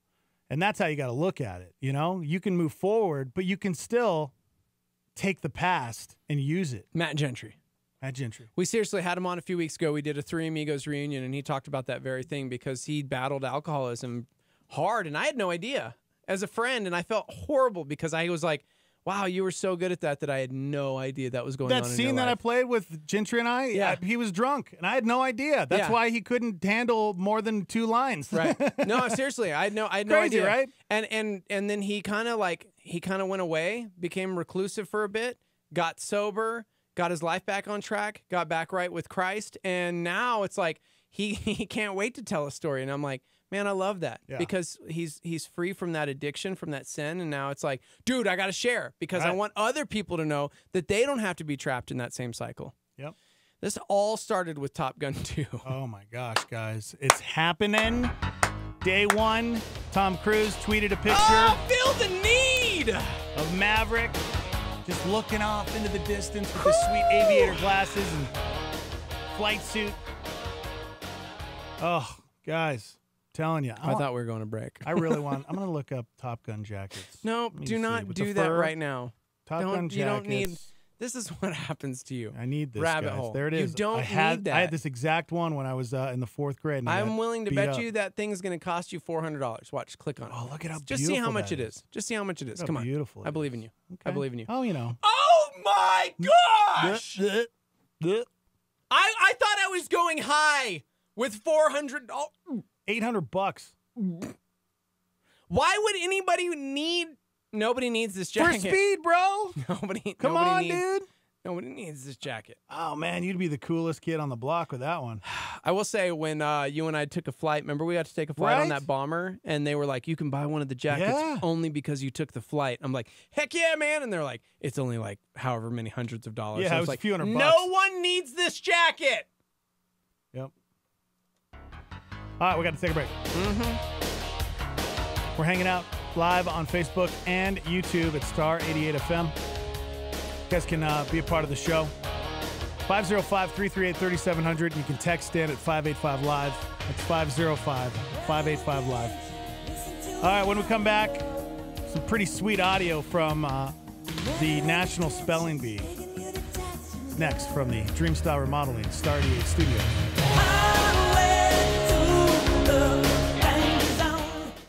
Tony Evans. This is a Star 88 Supernova. The man in his headship role is to be the primary provider. The Bible says, 1 Timothy 5, verse 8, that a man that does not provide for his family is worse than an infidel. That's a worse than the worst kind of non-believer. Men who refuse to work or who refuse to work responsibly, the Bible says, is worse than the most wicked sinner you know. Because he is abdicating his role as primary provider. So it is the job of the man to make sure that the needs of the home are met. Now that can be done in any number of configurations. That was Pastor Tony Evans on a Star 88 Supernova. D.L. Moody reminds us our greatest fear should not be of failure, but of succeeding in something that doesn't really matter. Star 88 with a solar flare.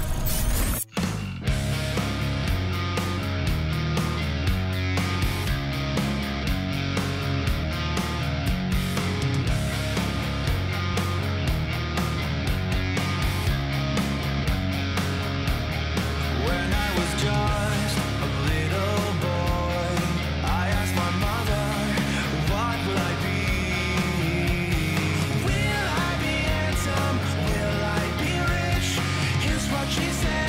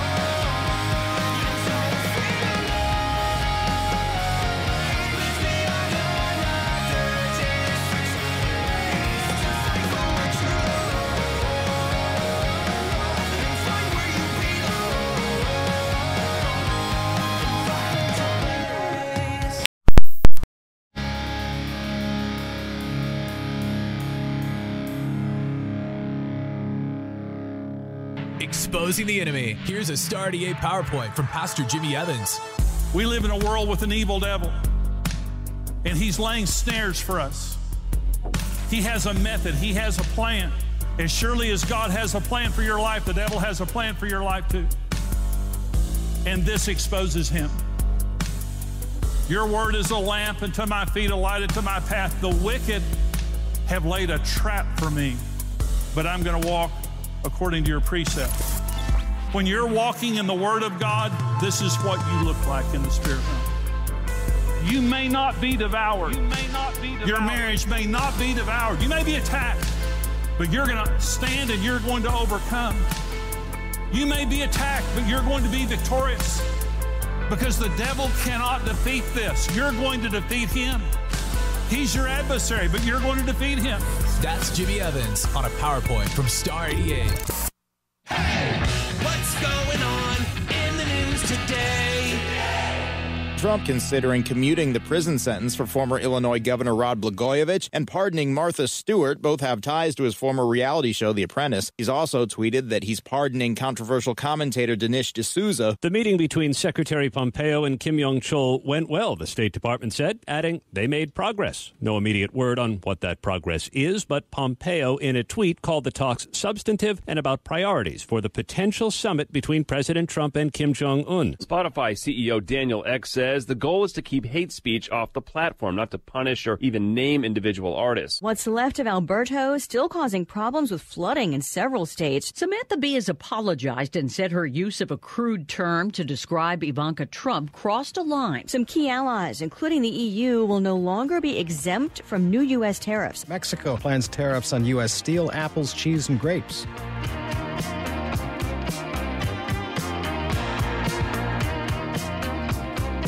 What's up, everybody? Welcome to the show. It is Friday, June 1st. Man, we're already in June? That's crazy. That's insane. It's almost time for Freedom Celebration 2018. Friday and Saturday, June 29th and 30th, 10th Avenue North, Matt Maher, Sarah Reeves, Trip Lee. All going down at Isotopes Park. Fireworks, both nights. We're going to be out there hanging out, broadcasting, keeping you guys entertained until all the action happens. Man, that's right around it's the end of the month. Come on, what happened? Where is this year going? Enjoy it, guys. Enjoy it. You guys can hang out with us on Facebook and YouTube. We're live right now at Star 88 FM. All right, the Scripps National Spelling Bee went down yesterday. They crowned a winner. It's one of my favorite times because I love listening to these kids try to spell these ginormous words. This right here is one of the best spelling bees. I think this happened, I think it was back in 2011. And this kid, he had, I don't know if he was having a difficult time trying to figure out the word. Please repeat the word. Heron. What's the word again? Heron. Hairwink? No. Heron. Hairrow? What? Heron. Hairline? Okay. Heron. Hurling? Mm-hmm. Heron. May I please repeat the word? Oh, gosh. Heron. Heron. Could you spell Herring? it for me? Heron. Herring. Heron. Harangue? No. Heron. Hair one? No. This can't be real. Heron. Heroin? Not heroin. May I please repeat the word? Oh my gosh. Heron. She said it 43 times, May I kid. please give me the definition? A wading bird that has a long neck and legs, a long tapering bill with a sharp point and sharp cutting edges. Heron. Heron. Heron. Do you think he was doing that on purpose because he was just he was flipping through all of the files in his brain trying to figure out how to spell it. So he was trying to waste you can time. hear him audibly go, oh, when she says a bird. Because it's he like, found the oh, file a in his heron. brain. Okay, yeah, maybe. All right, let's see. Don't look over here. I want to see if you can spell these words, okay? Great. Dude, you can't do this to me. What do you mean I can't do this When was to the you? last time I was in school or cared about this? Okay, go ahead. All right, this was the runner-up at the 2018 Scripps Spelling Bee. And Laurel. See if you can spell this word. Bewusstseinslage. No, shut up. What? I'm sorry. Was that was a term in German? Bewusstseinslage. Spell it, Steve. That's not. I don't believe that. That's really the word. That's really the word. That's the runner-up, the person who lost. I can't even that was their say word. that word. What is it? Can you give me the word again? Bewusstseinslage. Can you please repeat the word? Bewusstseinslage. May I please have the definition? A state of consciousness or a feeling devoid of sensory components. Come on, bro. Hold on, bro.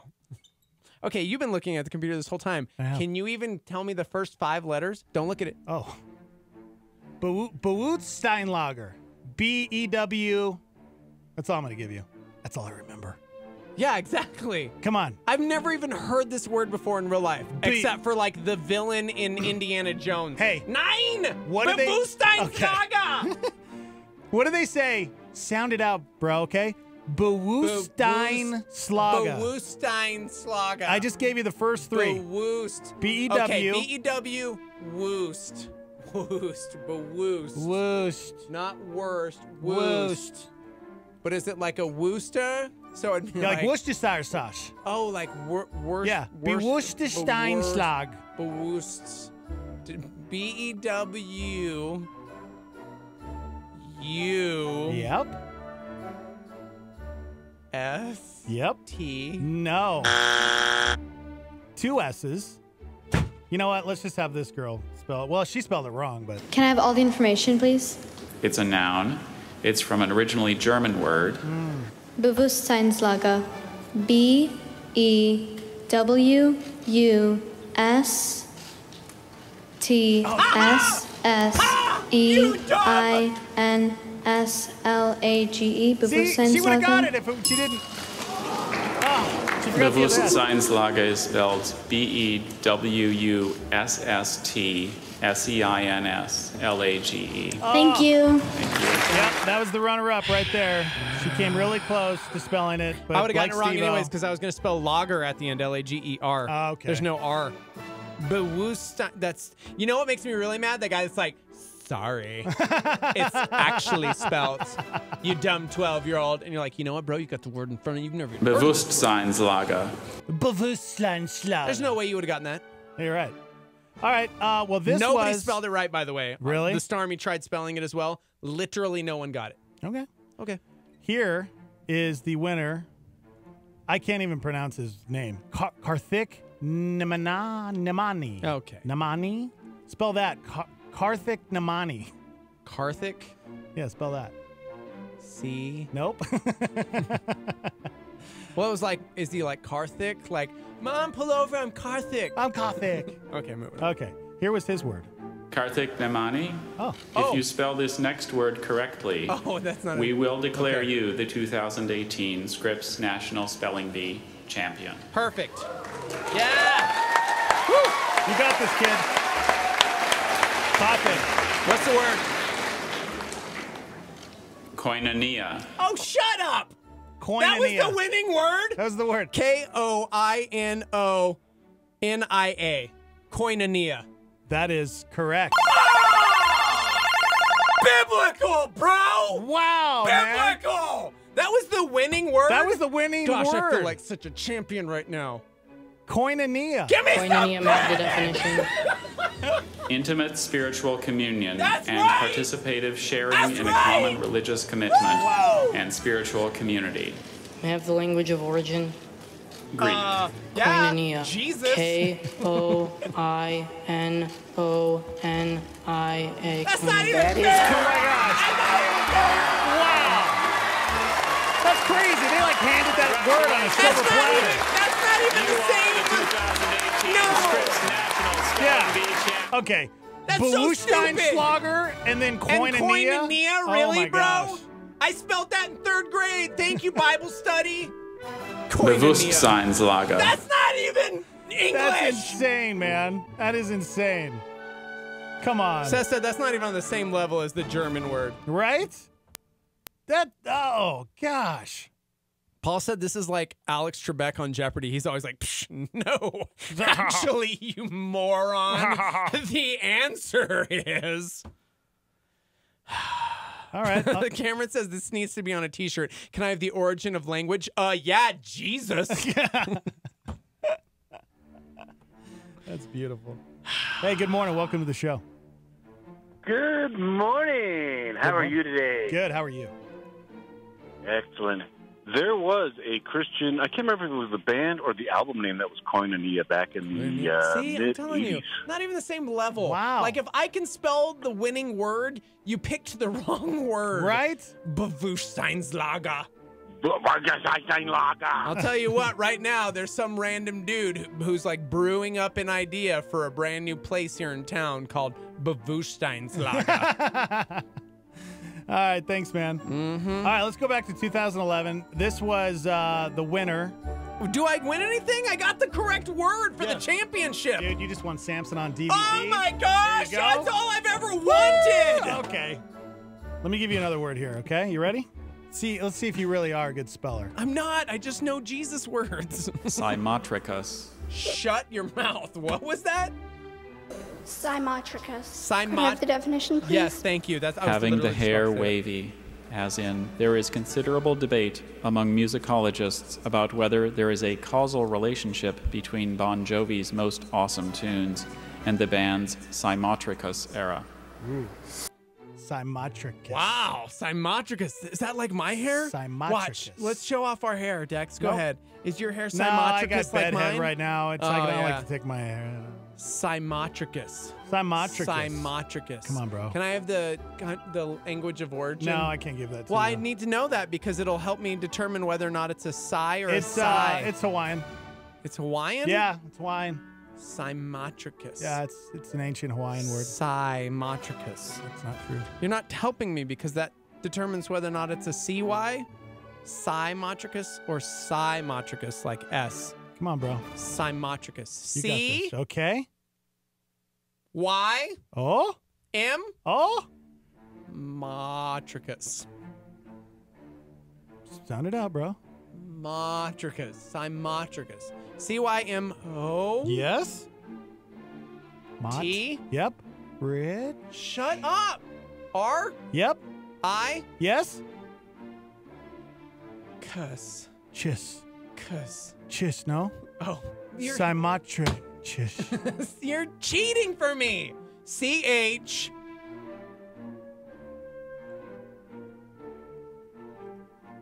U. C-H-U? Yeah. No, you as in you have have beautiful hair is what I was going to say. I don't have hair. C-H-Y-R. No, why are we still doing this bit is what I was saying. C-H. Smotricus. O. Cuss. Smotricus. You? Yes. You? S. That is correct. You nailed it, I'm the bro. smartest man alive. I'm the smartest man alive. C-Y-M-O-T-R-I-C-H-O-U-S.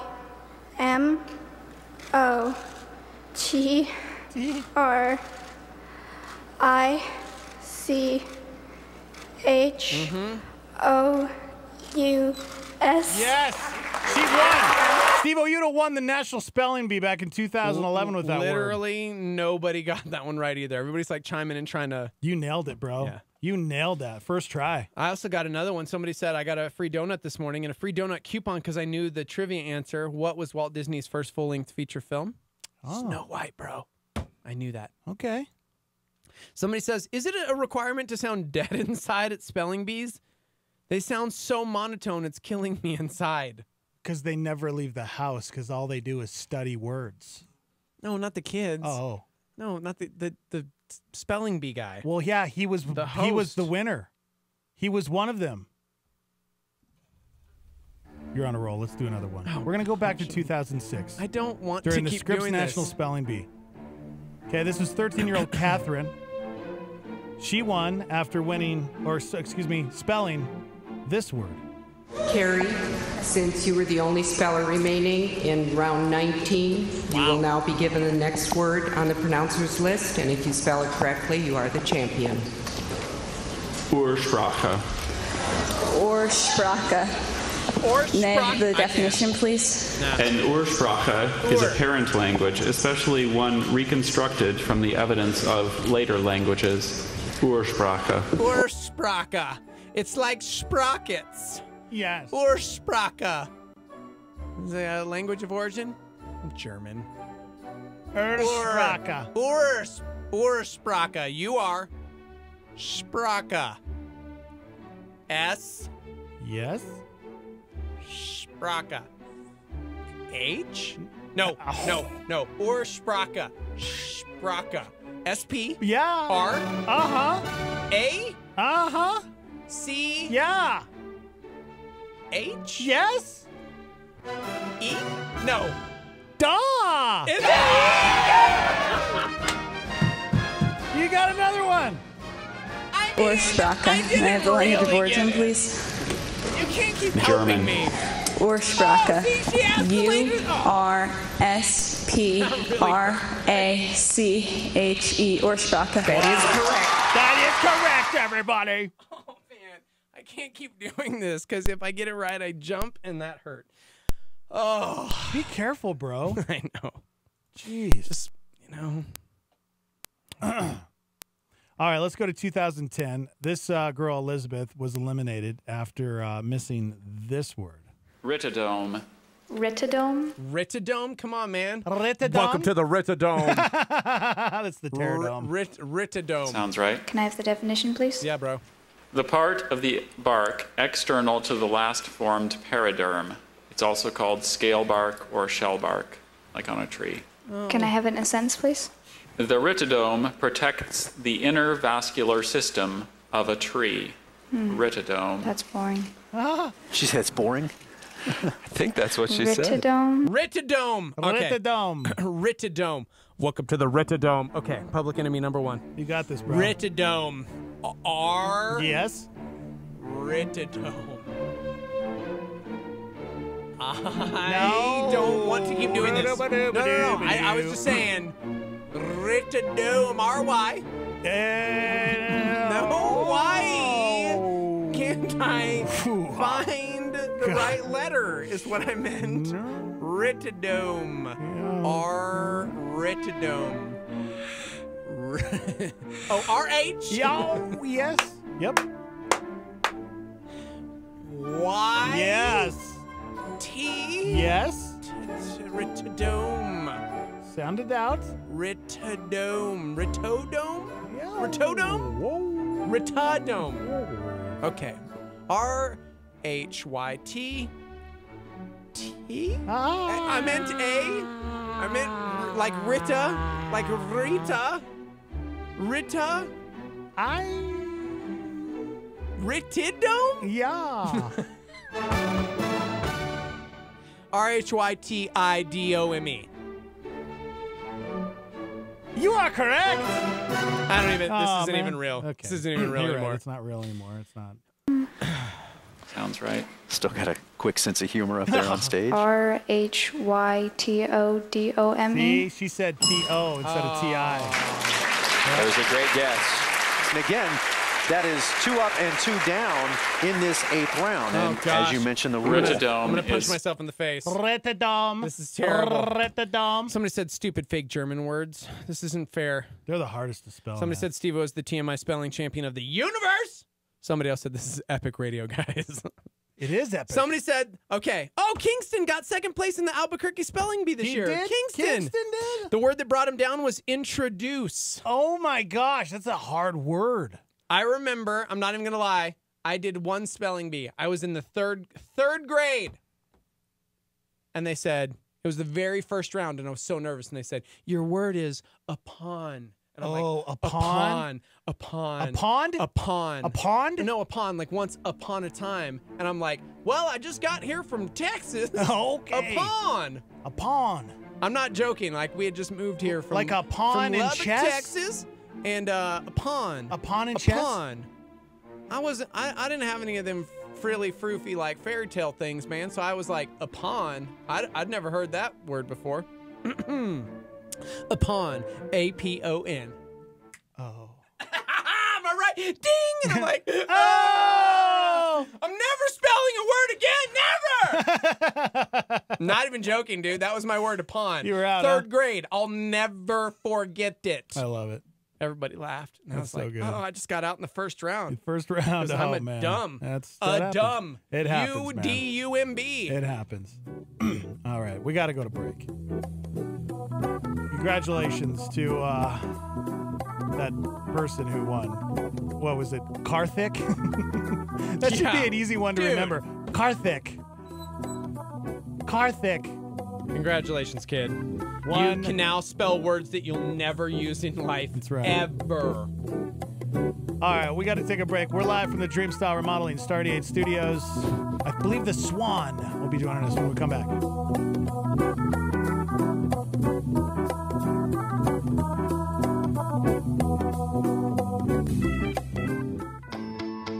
Don't miss Harvest America 2018 with Greg Laurie on this station June 10th. But first, kicking off at 3 p.m. Mountain Time is the Harvest Invasion, an exclusive live look at Harvest America with Dax and Steve-O. They'll discuss this year's event and talk with the talent and artist at Harvest America. You can't miss this. So tell everyone you know and tune in for the Harvest Invasion, June 10th, 3 p.m. on Star 88. This week on A Daily Walk, we'll introduce our new study in Acts. Maybe this morning you're in a difficult situation and you need wisdom. You need direction from the Lord. Where do you turn? Can I encourage you? Turn to the Word of God.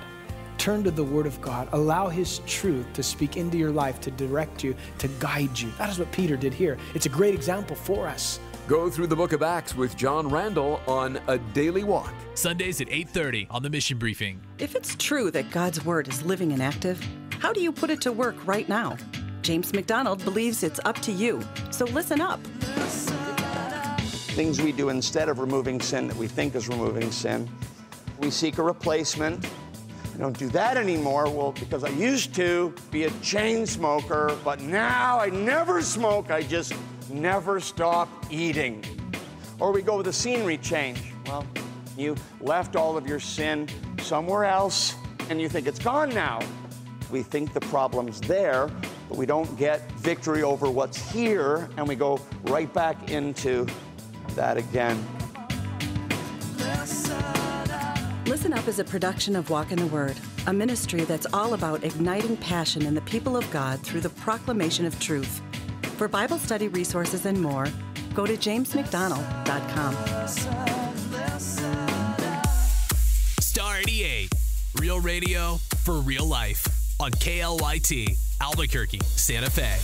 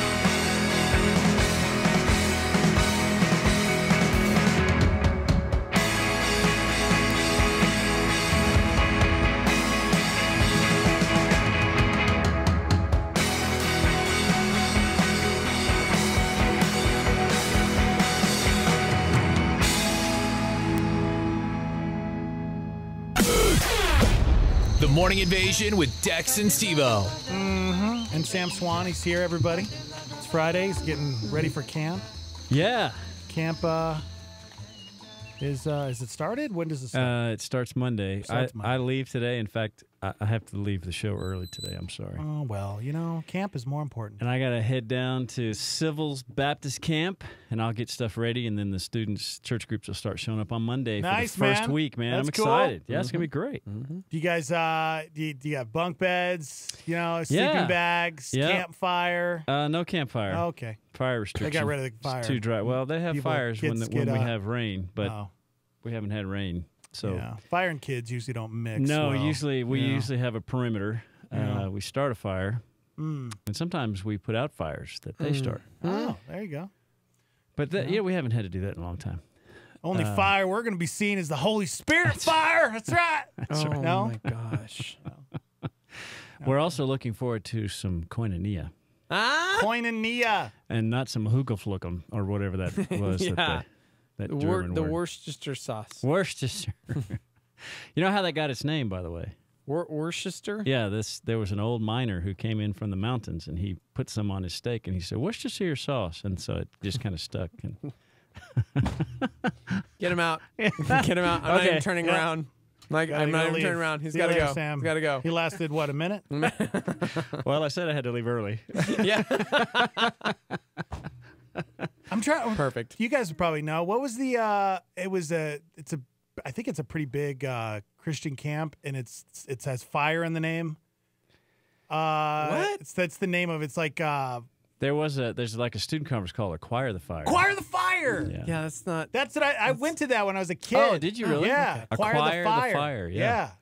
Did you acquire it? I acquired the fire, bro. Good. Yeah. That's good. Did it burn you? It burned me. With holy. Holy burning. Gosh. Holy burning, that's when a preacher calls somebody out from the pulpit, right? That's a holy burn right there. Yeah. Oh, man. Don't you sleep during my sermon.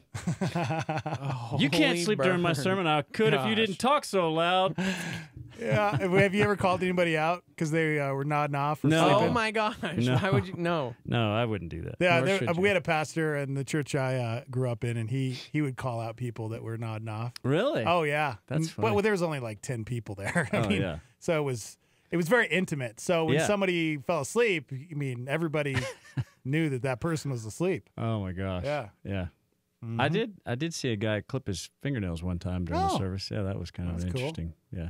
Yeah. I don't know if he didn't like what the preacher was saying. Yeah, the preacher's preaching, and all of a sudden this guy just he reaches into his pocket and pulls out his fingernail clippers. I'm sitting on the same pew as him. No, I was one pew behind him. And I saw this motion, how when you're sitting down, you're trying to get something out of your pocket, how you have to kind of move around. So and then all of a sudden I started hearing clip, clip, clip, and I realized he's in the middle of the service, in the middle of the sermon, not just the service. Wow. He's clipping his fingernails, and of course the nails are going all over the floor. And it was just it was a small little country church. Yeah. I think the guy was just not happy with I the hope he was pastor. like putting them in his hands. No, he was just letting them fall. No, he was man. just he was just doing clip, clip, clip. They're flying. Oh my all over. gosh. I was freaking out. This is the Lord's Hey, were you house, preaching? man. Were you preaching? I was not preaching. I Oh. was sitting. I had just led that was when I was a music. You go make him music pick those and youth up. guy. I know. I should. What is it when you're up there speaking in front of kids or people? Do you find that distracts you the most?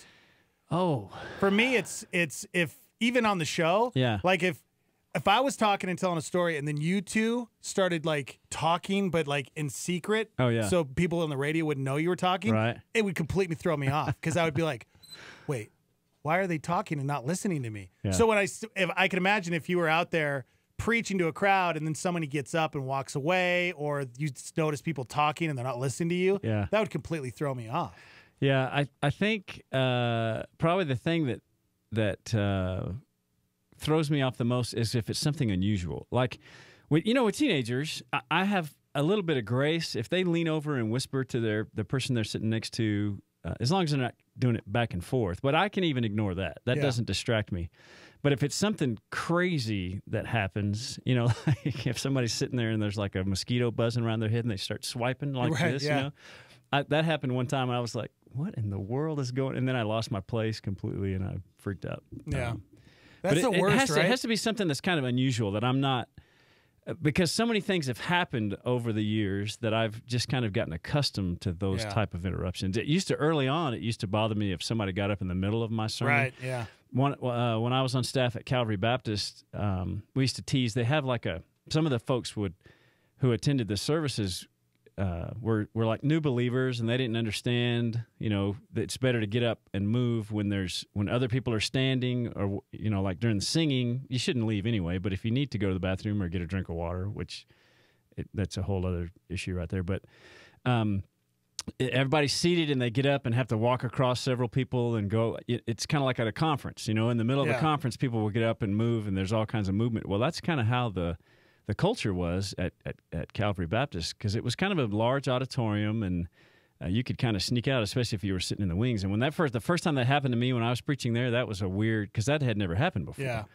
And so that was kind of a weird thing for me. Yeah. So listen, if you're thirsty, get a drink of water before you go into the service, or take a bottle of water. That's a child thing. Well, but if you adults do it too. But that's what's weird. I know, that's what I'm saying. That's just an excuse to get up and walk around, because as an adult, you can hold going to the bathroom. Like, if you have to go to the bathroom, you can hold it. Like, as an adult, you learn to hold it. Yeah. So you can wait till after service. You don't have to get up and go to the bathroom during service as an adult. As a kid, I kind of understand. Yeah. You're a kid and you just want to get up and go to the bathroom. Yeah. Yeah. But if you do it as an adult, and then I also started to realize that some people just can't sit still for that long. I mean, they're just might be not right. physically You can't capable of focus. sitting still. Yeah. Yeah. So they've got to do something. I've kind of noticed that with my quiet time. I have a hard time with my quiet time because I lose focus so easy. Yeah. And I'm sitting there reading, and then especially when you're alone and you're reading through the Bible, sometimes you're like, what does that even mean? Yeah. And then it's just like your brain just goes off this way. I'm sure a lot of people deal with that too. It does not take long to get distracted when you're by yourself. That's why when I'm by myself and I'm praying, I verbalize my prayers out. That's good. Because if I try to pray just in my head, it's so easy for me. Lord, thanks so much for this day, and boy, I sure hope I turn the iron off. And I think I left the water running. Oh wait, I got clothes in the washer, which really sounds like I'm irresponsible. But I just get distracted. But if I pray out loud, then it feels more like a conversation to me, even though I'm the one doing all the talking. And I do that when I'm driving sometimes. I'll just pray out loud, and I pass people on the highway, and my lips are moving. But it's not really weird anymore because people just think you're on Bluetooth. They think I'm talking on the phone. Yeah, so or through the speaker. I'm not embarrassed by it. Yeah, right? Not that I've ever been embarrassed when I've prayed. I don't want to. Right. Yeah, I get what you're saying. Anybody to misunderstand. It is weird. Dude, somebody chimed in and said last Sunday there was a guy that literally answered his phone and was talking while the pastor was preaching. No way. What? They now, said that would drive me This is crazy. a tiny church, maybe 50 people in the service. Oh my gosh. Yeah, that would have been a Straight total up answered the distraction phone. to me. Yeah. I can't. Would you call him out if somebody that. did that? Hey, sir, could you please, if you need to talk on the phone, if you could just step on outside? I get angry enough if it happens in a movie theater. I could not imagine being at church Oh my gosh. on Sunday. Like, think about this. I mean, in the auditorium our size, like here at Calvary, like it would echo and carry and carry, and I just wonder, like, man, somebody would probably escort them out.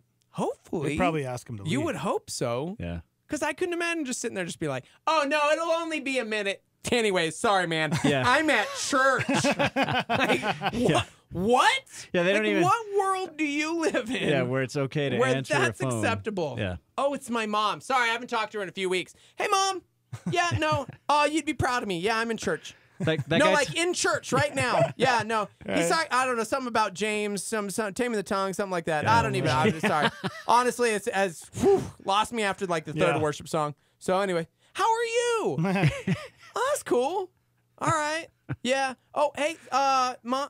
Sorry, hold on. No, it'll only be a minute. I'll just, no, I don't need to take it outside. Thank you, though. Thank you. Okay. Anyway, sorry, Mom. Yeah, I don't know. We laugh, but people are Some like dude that. like just trying to get me to leave the service. I People don't know. just leave, like they live in their own little world. Yeah. And there nothing else matters around them. Yeah. So it's That's all about happened to them. me at the movie theaters multiple times. it does and I'm just happen. like, how? Thankfully, that has not Why? ever happened. I get in the movie because it theater. just takes you out of the what you're like the moment you're feeling, you're going in the scene or whatever it is, and all of a sudden you're just like like solely focused on that dude who was solely focused on himself. Yes. Mm-hmm. Hey man, don't do that. I don't know. Yep. And I'm also like, what? I'm sure that there might be that an important of a phone call that you have to get up and leave. Yeah, the you theater get to up talk. and leave. But that it would really have to be an emergency. Yeah. Otherwise that's why they invented voicemail. And that's why you could shut your phone off. Yeah, Like and that's when I'm why- at church, I just that's why shut it it off says, completely. Please be courteous to your fellow moviegoers and silence your phones right now. They have a theater mode on your Apple Watch. Yeah. So I don't put my phone on silent or anything. I put my watch on theater mode, and what that does is it connects them, so my phone won't ring. Nice. It's kind of like airplane mode. Kind of, but it'll still push through to where if I tap on it, I can see it on my watch, and if it is an emergency, I can respond to it. I could do what, but for the most part, watching a movie or whatever it is at church, I just hit that and it's like, oh, it's nothing. Yeah. Oh, I'll call them later. Whatever it is, and so it doesn't even like vibrate in my pocket anymore. I'm quite the fan of that because I don't want to be bothered. Yeah, I just silence it and put it in. I usually just put it in my back pocket. Yeah. And because I know that I could get distracted easily. Oh yeah. Is that Same. when you sit down, you have it in your back pocket? Yeah. Really? That's- That yeah, doesn't bother you? That's a bad idea. It's gonna hurt your back. Yeah, and it's Everything gonna in bend your front pocket. phone, man. Look at your phone to Look see at if it's this. curved. Do you Look have a at curved this. phone? Boom. No. Must have a Wallet, curved phone, front My pockets. phone's not curved. I can't do that. I've tried that, but it just feels. I feel like a. Wait till you start having back problems, man. I already have back When you get problems. old like You never me. put it in your front pocket? No. Wow. Because girls put it in their back pocket. Wait, what? Why is that a girl thing? It's a total girl It's thing. not It a is girl I've thing. never seen a guy put their phone in their back pocket ever. Okay. I'm sorry, Sam. I'm Are you calling you out, bro. serious? Girls do that. Guys don't. Oh well, then I must hang out So, with girly okay. guys because they all do. So here's something. To me, this is a little different, but what do you guys think? Somebody chimed in and said, yeah, there's an older gentleman at our church, I won't name, constantly blurting out amen during service. That on the drives me regular. crazy too. Whoa. That That I'm sorry, but that takes me out of it. When Well, then people, you're dumb. I'm sorry. I'm just responding to the word of God. Amen. Yeah, and then I'm like, completely takes me out of what I'm thinking about. And it's not just the amen, it's the praise the Lord. It's the Okay, well, constant the raising of the hand. Oh, dude, and I it's am, like, whoa, I am a whoa, responder. whoa. See? And then I get weird because I'm not gonna lie. I don't mean to call my church out, but like I sometimes get weird because I feel like I'm the only one at Calvary that does that. Yeah. I'm not even joking. And I'll clap and I'm like, it's a cultural. I'm like, thing. I came from AG, man. There are I'm like, certain- I'm not even joking. No, it's- I did too. So I'm and like clapping. oh. I'm like, amen. Oh. That's There's why I a- have PTSD Yeah, from that. In small country Baptist churches, Yeah. you'll hear a lot of amens. Oh, dude. A lot of amens. And I'm like, and- preach. Yeah. In fact, we used to Dude, when I I was love growing it. up. When I was growing up, there was a guy who sat in the very back. He was one of the ushers, and he was one of the godliest men I knew as a teenager. His name was Carl.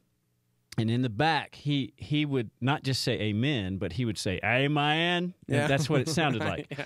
And so we would Mimic. tease that. We would Yes. not around Carl, but we Right, would right, do right. that. Yeah. But, Amen. But every single one of us respected him Heck and yeah, man. loved him Yeah, because he dude. would. And he didn't. It wasn't like he did it every other word the preacher said. Right, if right, it was right. a very pointed statement that the preacher made, he would amen that. Like I love that sometimes Skip goes, yeah, it's okay to clap for that because you'll Yeah. have like the yeah. Yeah. I've done that too. And you'll have like one or two clapping, and then all of a sudden they'll realize it, and then others are like, "Oh wait, do we?" And it's like the slow build, and then Skip like gives the okay. It's okay. Hey, it's to okay to clap for Jesus, and all of a sudden it's like, "Yeah, okay." We're responding. In African American churches, they respond. It is so fun to be in that's what I'm African. saying. I love it. I was in Georgia one time for the word of God. on mission celebration thing, and part of our meeting, we worshipped with an African American church in Georgia, and I'm telling you, first of all, it was a 2-hour service. Yeah. Which I wasn't expecting that, but I didn't. After the 2 hours, I was like, "Dude, that was 2 hours." Yeah. It didn't even click with me that it was that long, because it was such a unique thing that I'd heard about it, but I'd never personally experienced it before. So it was amazing to worship at that church, and the responses from the folks, they saying they go on out, preach it, brother, come on, that's right, come on, yeah, all that stuff. And I heard a funny story one time about the preacher was saying, the Lord can build his kingdom, and the congregation was yelling, go on out. And there was the Lord can do whatever he needs to do to accomplish his purpose. Go on out. And it's going to take lots of money from you. Oh, come on back in, preacher. Come on back in. We're not. Gosh. 505-338-3700. Good morning. Hey, guys. How's it going? Good. Great. So can you imagine being in church and the guy who's answering the phone is your dad? And you're sitting right next to him? No. I'm so sorry. He would do that, and I'd say, turn it off. And the worst part is he thought nobody could hear him because he would shape his mouth to one side. Have you ever seen somebody talk with, like if they talk a little to the right, their lips are just open on the right side? Or the side of their mouth. Could hear him with the phone. Just like this. Yes. I love it. He absolutely did this. I say, Dad, don't do it. And even when I didn't go to church with him, sometimes I'd call him on a Sunday, see how he's doing. He'd answer the phone and start talking a little and then go, actually, I'm in church. Can I call you back? I'm like, don't answer the phone if you're in church. It's amazing. I'm afraid to call. That's so funny. I take it a step further. He's Catholic, right? I take it a step further. I'm afraid to call him now. I call him on a Saturday night. It's the same thing. He decided to go to church on a Saturday. That's so awesome. Thanks for sharing, man. Oh, man. That's hilarious. Oh, man. That's those kind of things are just... Yeah. Well, growing up in Assemblies of God, my mom, she would sometimes yell out in tongues. Yeah. And I'd sit there next to my mom, just red-faced. Oh, yeah. Just because you're a kid and you're like, oh, my gosh, what is happening? And it was pretty uncomfortable. That's a whole weird. different experience. That's a different animal, man. Yep. Yeah. Different. But I love the response. And if anytime I get to guest teach or speak or whatever, I love it because it's like you're engaged, you're with me, you feel me, and I'm like calling out the crowd. I want people to respond, so it's weird to me when it's just stoic and just quiet, because I'm like, are you alive right now? Because the Word of God is alive and active, and it should be doing something in your heart and your life and your mind right now. I'm trying to soak it all in, bro. Yeah. And I don't mean because there are plenty of people who are just respectful and they don't want to say anything or they don't want to whatever. So I'm not saying anything negative about it. But for me, I can't not be like, hey, man. Yeah. Like when Levi was he talked to the campus. He was talking to the staff, Levi Lesko, a couple weeks ago, and I kept looking around because I felt like I was being obnoxious. And then it was like, no, man, somebody posted a video about what Levi was doing, but then also about how they were laughing at my reactions because I was reacting into what he was saying. Yeah, man, I love that dude so much. I will react oftentimes to a speaker, but I won't necessarily say it out loud because I'm just not that kind of I'm not that expressive in a crowd like that. But I'll say or that's right or yeah or even amen. Yeah. And the people sitting right around me will hear it because right. I don't shout it out. Right. Yeah. But I do respond because sometimes they'll say something, a comment on a passage or something I hadn't thought about. I'm like, man, yeah, that's right. Yeah, right on. I just can't help but even during prayer. Yeah. We're standing in a circle and we're praying. I will respond verbally or somebody will say, Lord, help them with this struggle that please, yes, Lord. Please, God. We're in the same cloth, man. We are brothers, bro. Yes, we are. Somebody said there's an older guy who says "well" in a country twang when the pastor makes a pointed comment. Oh man, that's great. That's good. Well, you got a good point there, preacher. Well, they know what's up. Derek said, I had a young woman come in late, walk to the front row, and ask me while I was teaching if she could plug her phone in on the stage. Oh, my gosh. Yes. That's next level. Yeah, that is. Like, that is just next Never level. seen that before. What do you do? I'd be like, sure. Yeah. I mean, because then you won't be distracted by it if it's on my stage. Right? Anybody else? Real quick before I finish. Before we keep going. Anybody 1%, else I need to plug Does anybody need to go to the bathroom while we're plugging in phones Right. and doing stuff? Man. That's funny. hilarious. That is really Bernadette funny. said Levi Lusko is awesome. My kids taught me, or my kids laugh at me because I do the same thing watching his sermons. Well, he's just so vibrant and like it just pours out, and so you can't help but respond. There are some preachers who are so engaging. Yes. In a way that invite without them saying anything, invite Right. you to respond. Yeah, and it's then not there's like, others. can I get an amen? Yeah. And that doesn't mean Like, that preachers that don't invoke that, that doesn't mean that they're not saying something that's very powerful. Right. Or preaching, preaching a message that's truly inspired. But it's just there's just some people, and I think it's personality related. I think it's culturally related. Yeah. The culture of the subculture of that particular gathering, that church, those folks. Yeah. Because I've been to some that are very quiet and very stoic, but they're some of the most godly people. And afterwards, the conversations that you have, incredible. Right? Yeah. And been with other people that are very demonstrative and vocal, and even have the same kind of conversations following the service. But it's a fun kind of thing to kind of feeds the kind of like when I tell a good story and I get a good laugh, and then I improvise, get off my notes, and then I get in trouble. Then the youth pastor in the back is pointing to his watch going, dude, this has been an hour and a half. Yeah, it's right. time for lunch. Let's go. Oh, man. 505-338-3700. Good morning. Hi. So I actually pastor a church, and I feel like audience participation is kind of important for feedback for the minister. Sometimes you get to feeling like, is anybody even really listening? Everybody gets so distracted.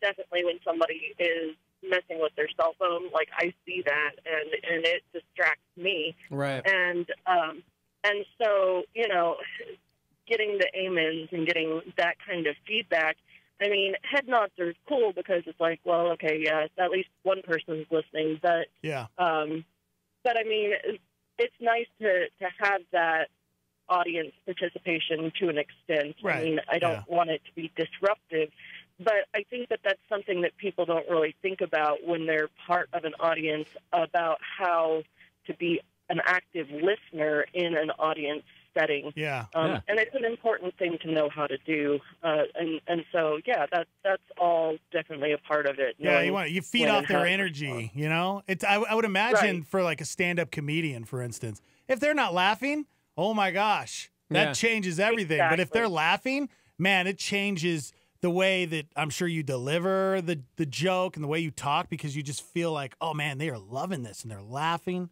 having a great time.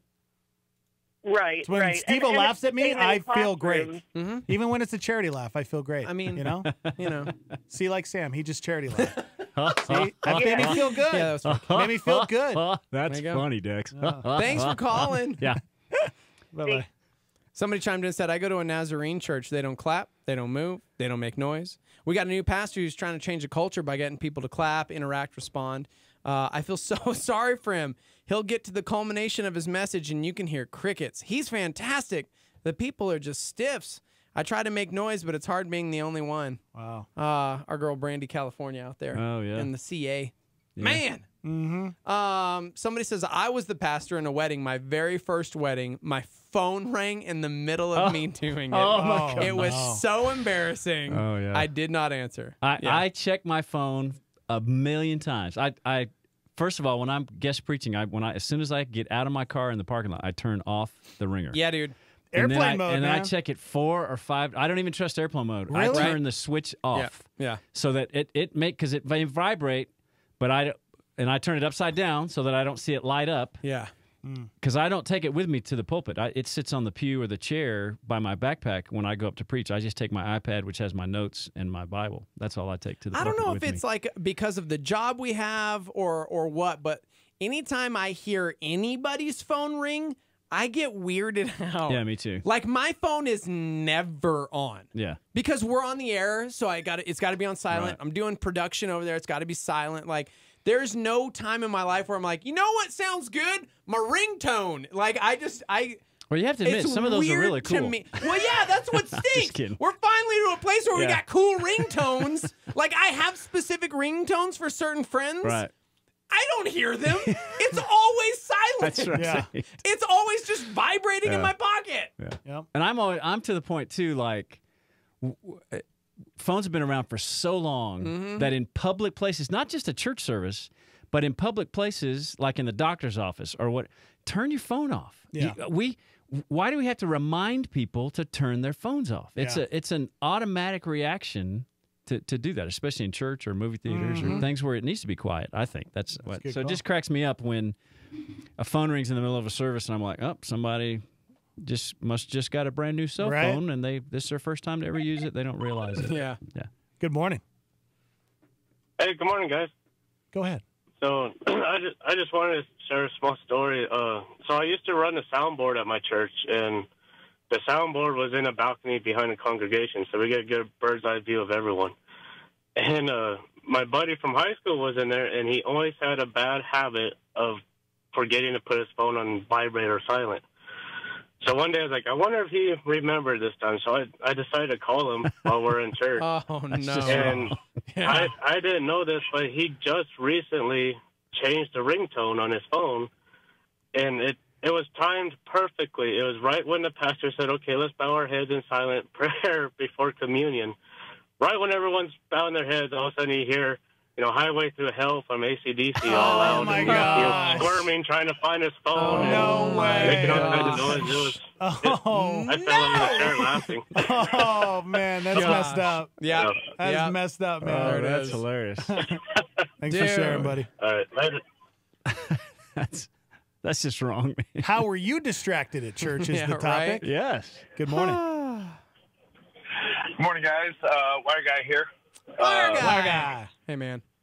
What's going on, Dex? It's been a while since I talked with you guys on the air. I just wanted to tell you, man, really good to hear your voice again. Thanks, Wire Guy. I've been back you did a while. Phenomenal job, man. Well, he was gone. Dude, thank you so much. That's good stuff. Thank you. Cool. Thanks, man. He wasn't Yeah. thanking you. Oh, He wasn't thanking. He was thanking me because you were the one that just went on vacation. Gotcha. And was like, yeah. I gotta find Hey, myself. Wire Guy, you've been calling in on my past morning show and this morning show a while. What's the rule when you call into the show? It's a really good question. I'm really sorry. It's a really, sorry. really very good distracting. question. It's like what we're talking about right now. I can't really focus on what you're saying because I can hear us in the background and it's distracting. Listen, I love to hear the sound of my own voice, and that you're distracting me from hearing that. I'm sorry. Right now. So, all right, well, hang up and then turn your radio up and you can hear yourself. Yeah, sorry. One of the things, so mine is I don't have any. We attend a church here locally that there's only a few people that do random stuff, but one of the things like distraction. I'm kind of Steve-O and I are kindred spirits when we go to the movies. The things that he shared about it, I'm like, oh my gosh, that's so me. It seems all the time that movies are a treat to my family. So we're just like, okay, when we go to the movies, it seems all the time that we sit behind or in front of the most obnoxious family ever, where there's a kid yelling and the husband's on his phone instead of watching the movie. And I squeeze my wife's hand and I'm just like, why? Why does God choose to do this to me? Patience, bro. Patience. That's right. Self-control. That's it. Yeah, definitely. That's it. That's the wrong question. Testing that gift the of right the question is right there. what is God trying to teach me through yes. this? What is this Not teachable what he's moment? doing to you. Yes. Yes. Well, see how I did that? I just turned it into a spiritual I am moment. definitely failing that because I just start throwing popcorn and peanuts and That's right. not That's peanuts, right. but candy and stuff. You're like, what other plague can I hit them with from the Old Seriously. Testament? Like, Exactly. if I had locusts in my how does that pocket. work? Yes. That's there funny. you go. Yes. Oh, Yeah. man. Thanks, guys. Thanks, buddy. Amen. We'll see you. Somebody chimed in and said, my husband is the guy who will call you during a meeting just to see if you remembered to turn your phone off. It's priceless when I catch him with his on. Oh, man. Oh, man. Yeah. All right, we got to take a break. We're live from the Dreamstar Remodeling Star 88 Studios. We're on Facebook and YouTube Live at Star 88 FM. And phone lines are open if you'd like to call in. 505-338-3700. And you can text in. What's that live line number? 505-585-LIVE. That's 505-585-5483. If you'd like to be a part of the show. We'll be right back. Hang out. A supernova on Star 88 with David Jeremiah.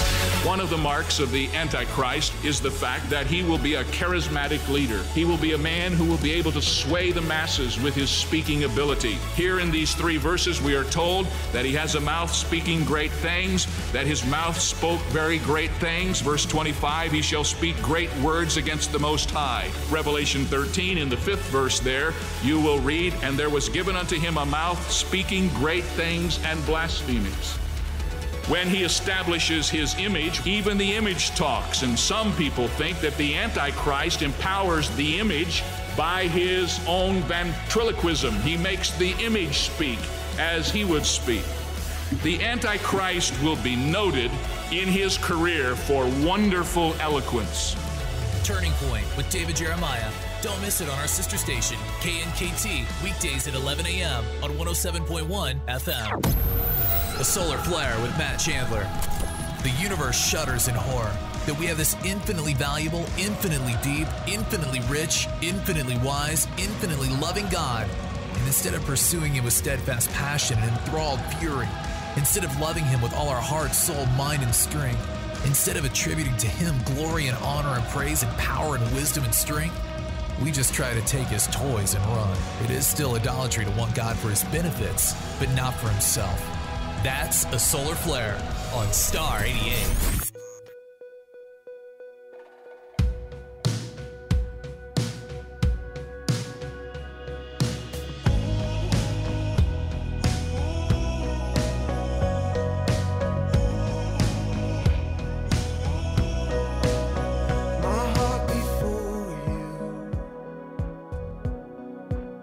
I know you see me as I am.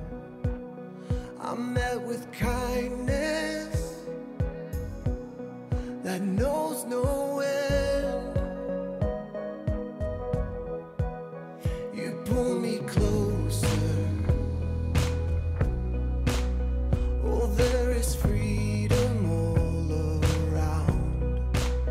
Here in your presence, my walls come down, my walls come down. So I'm gonna worship with my heart wide open. I don't wanna miss a beat, 'cause you take what was broken and make it new. I'm gonna trust you with my heart, with my heart wide open. Your love is constant. You are disarming every fear. My soul awakens. I know you're here. You're always here.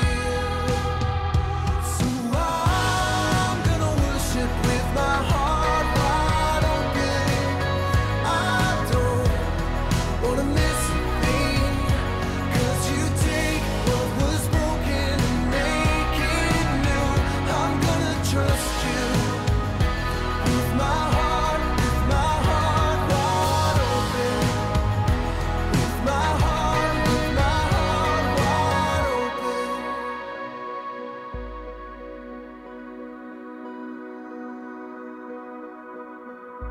I'm getting lost in your presence. I'm seeing glimpses of heaven. Oh, I could stay here forever. With my heart wide open. I'm getting lost in your presence. I'm seeing glimpses of heaven.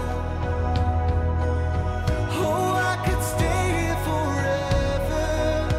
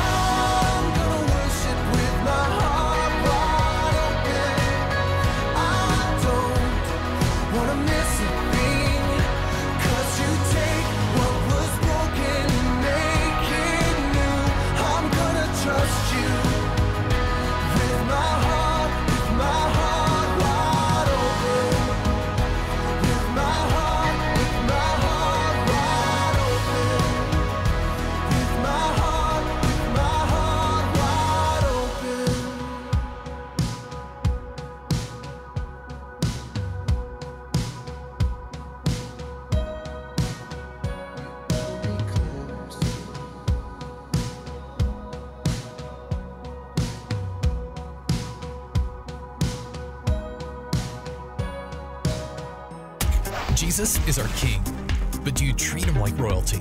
Here's Tim Keller on a Star 88 PowerPoint. How do you know if you're a Christian? How do you know if the Holy Spirit's working in your life like this? Do you know you hate God? Have you seen your hatred? Have you seen that there's an enmity in your life against God? Have you seen how much you hate the yoke? When you hear Herod and Jesus Christ Superstar saying, "Get out, you king, get out of my life," do you know that that's the words of your own heart? If you know that you hate God, if you know that that's a big part of your heart, that proves you're a Christian, because only Christians know that. Only Christians can admit that. Only the Holy Spirit can allow you to surface that repressed traumatic material. If you don't admit today that you're an enemy of God, you're really an enemy of God. The only way to become his friend is to admit you're his enemy. The only way to know that the Holy Spirit's working in your life is if you're able to see that resentment. We have a king. We hate the king. We need the king. That's the PowerPoint with Tim Keller on Star 88. What's going on in the news today?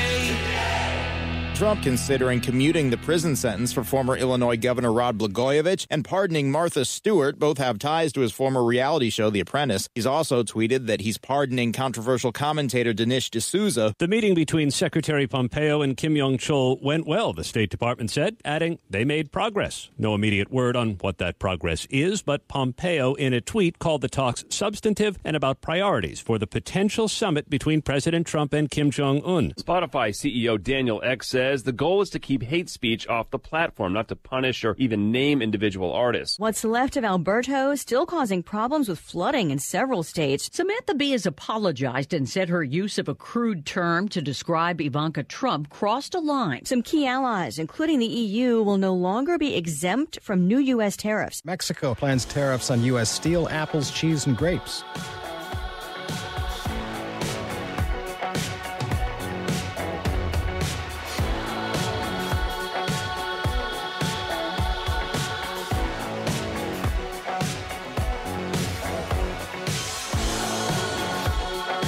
Live from the Dreamstyle Remodeling Star 88 Studios, Dex, Steve-O, and the Swan, the Sam Swan. The Swan. I love it. I love how you say that because I'm listening, as I'm driving to the studio. The Swan. And you say, we're going to take a break, and I'm pretty confident that in the next hour, the Swan will be joining us. Guys, the Swan. I love that. I love that I just get to join you. You know what I love? I love when listeners send us things. Somebody found a video of Steve-O when he worked at a gas station. This was years ago, guys. And I didn't know you have this incredible singing talent. But back in the day, Steve-O, when he worked at a gas station, would perform for the customers. Oh. 594 out of a 20, absolutely. Bada bang, bada booyah. 1, 2, 3, 4. That's plus Steve-O. 10 make 4. That's Steve-O behind the counter at a gas station. And when people go to pay for gas or buy sodas and stuff. Team, you are ready to rock. Yeah. There we go. You as well, boss man. Be safe. What's happening, G? Is you kicking it as incredibly old school as well? Thank you, my friend. I appreciate your business. We'll see you next time. Yeah. Brother, would you like to use your rewards card with us tonight? Do not have one. It is A-OK. Jimmy! What did you do, though, Jim? What is happening? Steve-O, you have so much energy. Me. Right, she's gonna be $6.23 out of a 20 absolutely. Watching this. I wonder how people feel. Oh my What I gosh. love especially is the blonde wig you're wearing in this clip. Yes. Steve-O. Yeah, your hair was bleached. It was long. Hell yeah, with 2 5s gonna make it a 10. You are ready to rock and roll. Let's hear that rock scream. It's so How is great, this guys. real? It's so great. How It's is real. this It's real? real life, guys. That guy he probably gets paid well.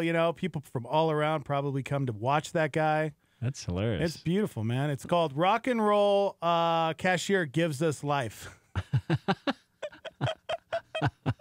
That's I really just, good. Man, wow. Rock and roll man. cashier. Yeah. That's pretty good. I guess 505-585 live. You want to text in? Sorry, I guess that's a little better than the anything else? Anything else? Anything else? Yeah, that's true. Like you're Yeah. standing there and it's obvious there's several people in your party, like your family. Right. There's 7 of us. Yeah. I need a cheeseburger with no onions. Anything else? Yeah. yeah, if you'll give me half a second, there's Yeah. 6 more things else. Yeah. And maybe, some more than just 6 at a time. Mhm. Anything else? Yeah, customer service, especially in the city, I'm sorry, but it's not the best. In certain places. Certain places. I mean, I've had some good customer Yeah. service, but for the most part, when you're at a gas station or fast food place, it's oh my gosh, there's nothing. It drives me crazy when they can't say hello to you. Like, just say hi to me, acknowledge me. Come on, hey, Yeah. what's up? And let me ask you this. I'm a person. Speaking of that, let me ask you this. Do you like, because I know they're trained to do this, but you walk into a certain establishment, and I'm not saying certain as in to be secretive. It's several establishments, like either fast food or coffee shops or whatever. And the counter is way over on the other side of the room, and they're dealing with a customer, and you come through the door, and the person at the register who's dealing with another customer interrupts their interaction with the customer and yells at you, "Hi, welcome in." Yep. That drives me It drives me nuts too because they're not really. It's like they have to say it. First of all, they have to don't say draw attention to the fact that I'm walking through the door. I don't want you drawing attention to me. I don't need that kind of attention. It bothers me. I have other ways where I could get attention. But please don't do that. And when I'm standing at the register and they're, that'll be $7.95. Is that okay? Great, thanks. Here's thanks. And then they holler over me, past me, at somebody else coming through the door. Here's your change. Welcome in. Yeah. Oh, stop it. I know you've been trained to do that, but whoever trained you to do that needs to be punched in the mouth. Oh man! Whoa, Sam! Pastor Sam Swan. I'm sorry. That came out a lot more negative. They need to be lovingly confronted with your fist in their teeth. That's what. You know what else? That made me think of something It's else. obvious that it bothers me. No, you know what else bothers me? And I don't understand why establishments do this because I think it's the most ridiculous thing when you're at a restaurant and it's someone's birthday and they make the staff come out and sing happy birthday. I think that is But so some people awful. like that. I don't think anybody likes it. Okay, listen, introvert Honestly, who hides in the basement. no, I don't Just even think- because you don't Do you like it, that? Me, not necessarily. Do you like it, Sam? But I'm not against that like I am and the I other think- thing. Don't you feel embarrassed for the No, staff? dude. I do, because they don't want to. They hate it. It's the worst Why part you of their gotta day. overgeneralize because you're a weird introvert? Or it's another No way, way to man. get a That's really awful. good tip. No, but they don't get extra tips for that. That's terrible. I mean, I want to be welcomed, but go ahead and welcome me when I step up to the register. Somebody says as a former server, however, it's not just the waiters and waitresses who are hard to work with. A lot of customers make it very hard No. to go throughout the day with the smile on your the face. customer's always right. I totally would agree with that. Even though I worked in a concession stand at a movie theater when I was in high school. So I sort of understand a little bit of the customer folks and how weird and mean and ugly and unfriendly they can be. I totally get that. That's why I try to go out of my way to be kind and engaging to our server or to the person behind the counter. Yeah. And as somebody who was the store manager of a video game store, let me tell you why literally every single person who walks through your door, no matter how busy and no matter how unkind it may sound, you always acknowledge them. Oh, welcome to GameStop. Welcome to GameStop. I don't really care about you. Yeah, Sam would welcome punch to you in the GameStop. face if you Yeah, did that. you know why we do that? It's called theft. Yeah. Welcome to Albuquerque. And so you acknowledge literally every person that walks through the door, even if sometimes it seems unkind. Sure. Do they care sometimes? Not all the time.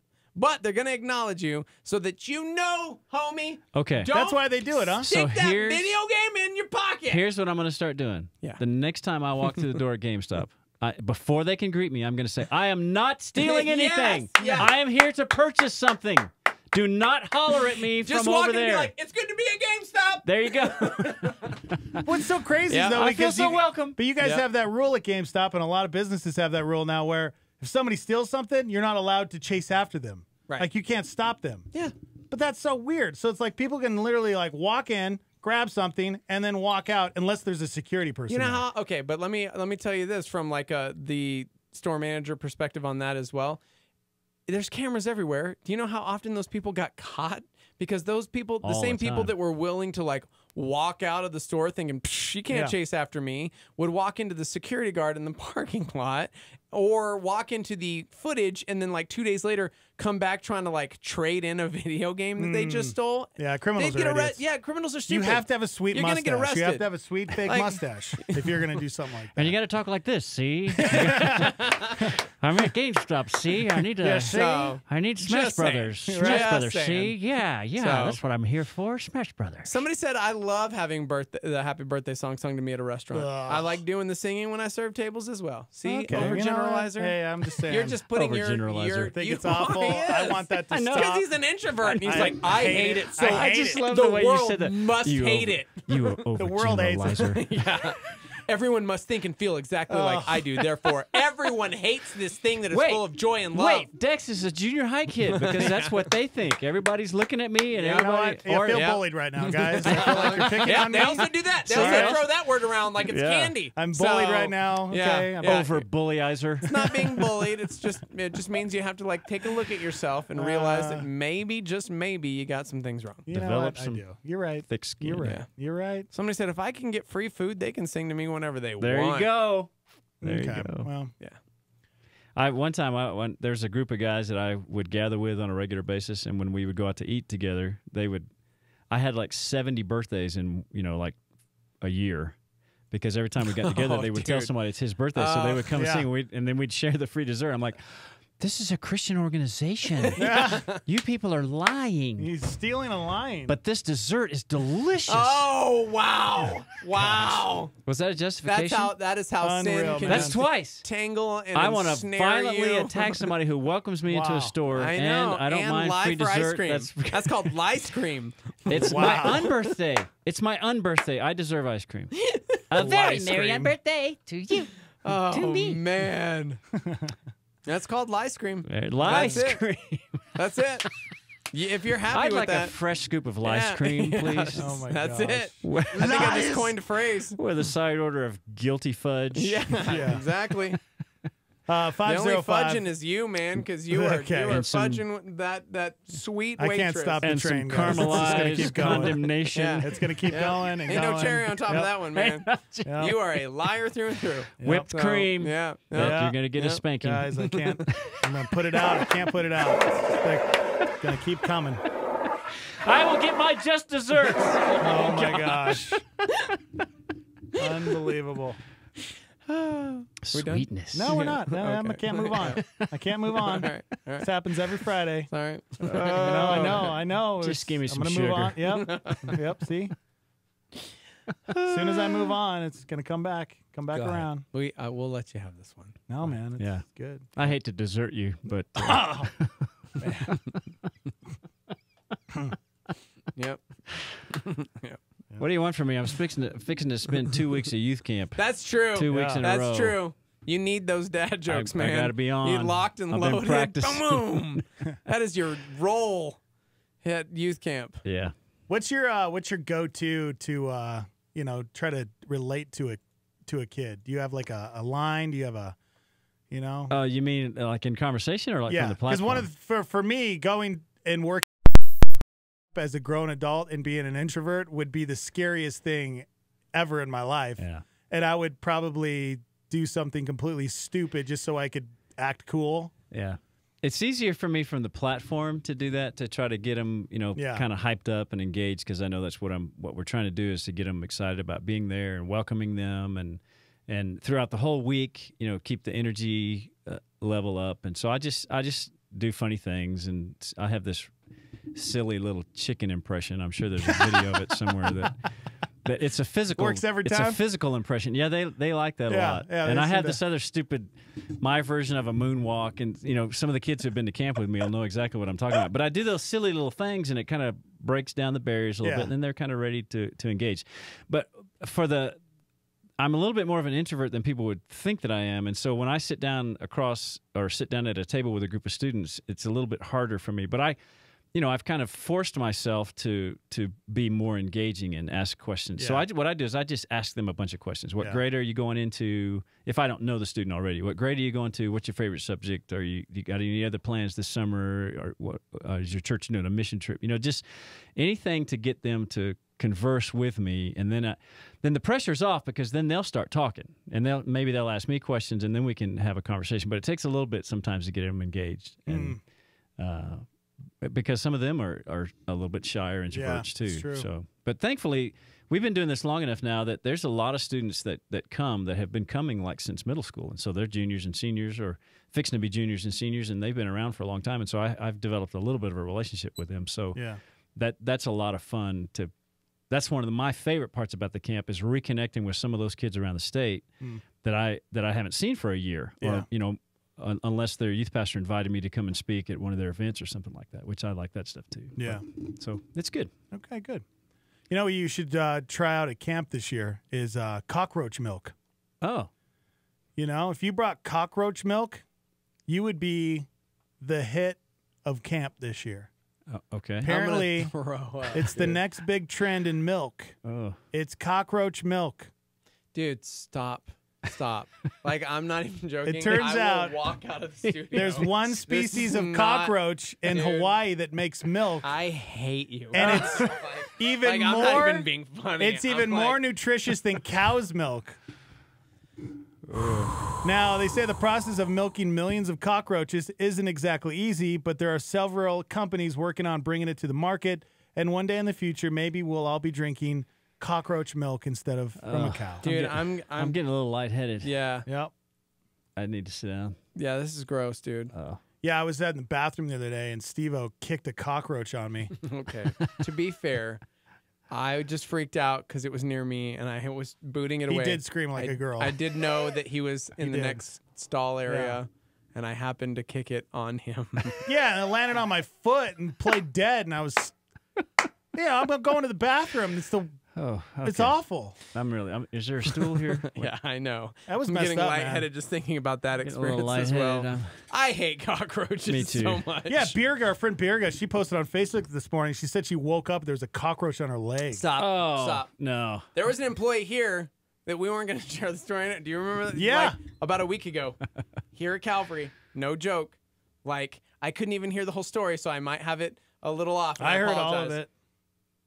Had to go to the doctor because like weird stuff going on, and you're pointing to your ear. Yes, because it they had an earache. Had a big old earache. Is because totally like totally like scratched at the ear and like it was like bad earache, ear infection type thing, and had to go to the doctor because they had like squished the cockroach that had climbed inside the ear, and it was like dead inside of the ear, and they had to extract it. And I was like, cool, man. I'm never taking my headphones off again for the rest of my life. If you have an earache, guys, go get it checked out immediately. It could be a cockroach. Could be a dead bug. Dead bug in your ear. Yep. And then they lay eggs, and then they hatch. I hate you. I hate you so much. I've seen that. Like if I was video. in a better place right now, I actually would swing, but I can't. That type of movement. He's I'm a little like, sore right hold now. on. Yep. Yeah, I'm like, I can do my like exercise. I got 15 this way. Dude, just trust me, bro. When I'm back to health, I'm punching you so hard, bro. That happened in a punching movie. you so hard. The Wrath of Khan. Yeah. Oh. Remember that? Yeah. Remember that? Ricardo Montalban. There's a lot of people are eating ants now. They'll grind up ants and make it into a powder, and they'll eat ants because of the nutrition value. They teach survival, like military folks, survival to eat ants. Yeah. Yep. Why not a cockroach?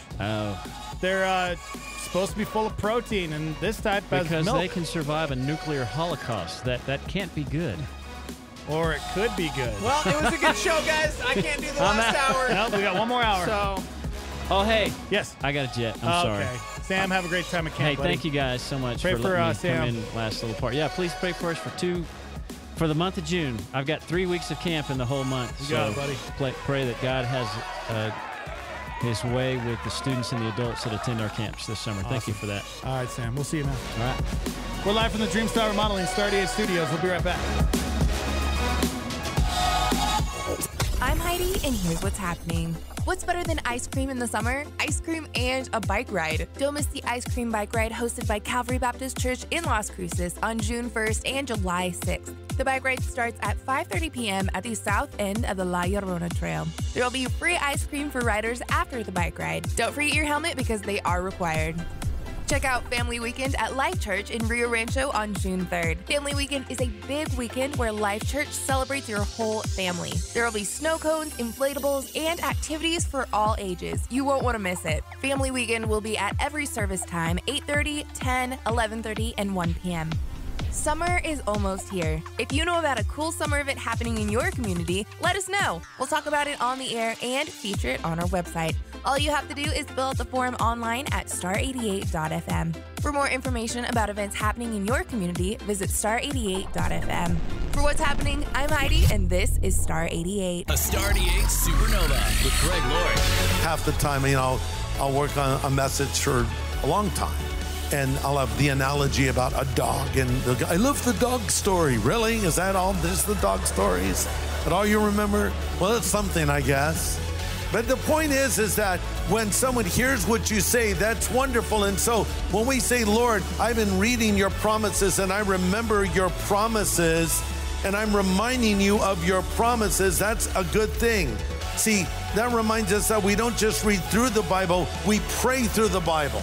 Because the Bible is filled with promises. Someone estimated there are 3,000 promises to believers found on the pages of Scripture. Now, I don't know if that number is accurate. If you want to go check this week and get a new number to me, I might use your number for a while.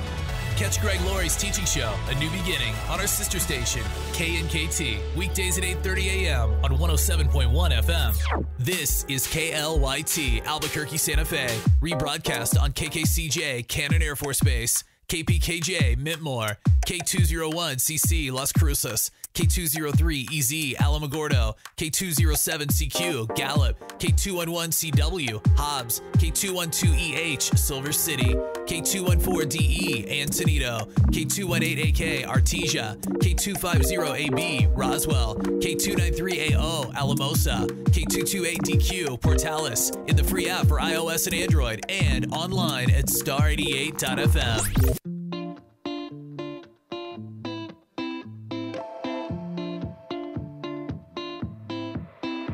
We got nothing in our pockets, not a dollar on the way. All we got is one another and a dream. I keep trying to be patient, but we're fighting while we wait. Loving you is so much harder than it seems. I just can't stop. I like you tearing up my heart. Our future's dark. I just can't stop. No, I'm not right for you. You know you're no good for me. Oh, won't you be a bad, bad company? Because I lied to you and I know you like hurting me. Oh, won't you be a bad, bad company?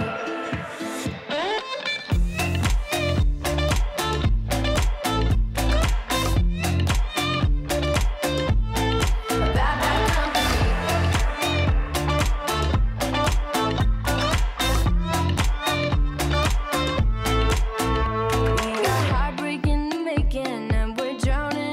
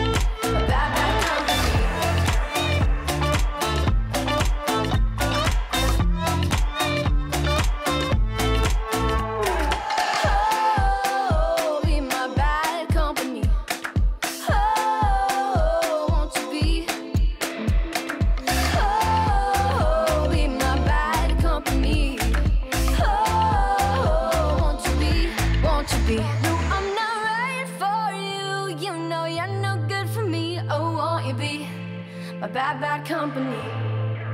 Because I lied to you and I know you like hurting me. Oh, won't you be a bad, bad company?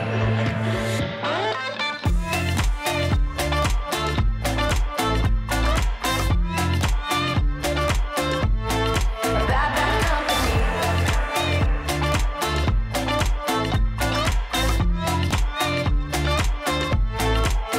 Oh, be my bad company. Oh, won't you be? Oh, be my bad company. Oh, won't you be? It's the Morning Invasion with Dex and Steve-O on Star 88. Life is an open road. We are moonlit drivers. I hear a voice that calls into the greatest story. I don't know what life holds, but I know that you hold it. I can't see what's ahead, but I know that you wait for me. You're like a neon sign out in the dark of the desert night, lighting the highway road. You're like a place to rest, and I'm tired within my soul.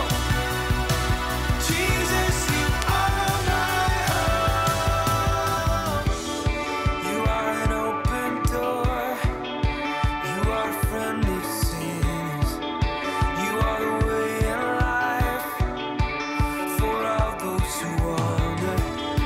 I don't know what life holds, but I know that you hold it. I can't see what's ahead, but I know that you wait for me. You're like a neon sign out in the dark of the desert night, lighting the highway road. You're like a place to rest, and I'm tired within my soul. Jesus, you are my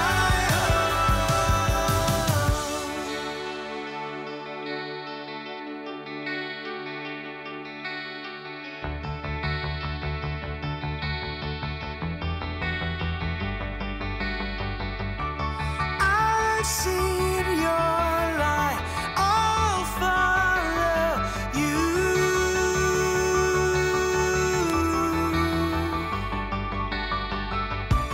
You feel my heart, I'll follow you.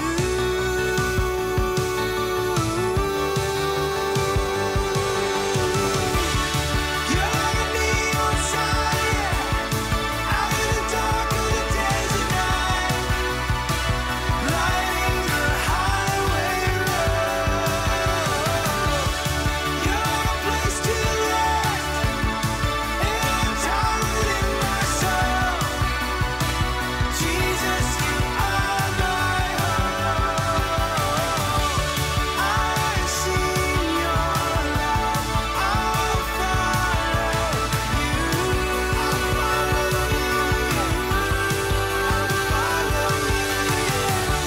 You feel my heart, I'll follow you. I'll follow you, yeah.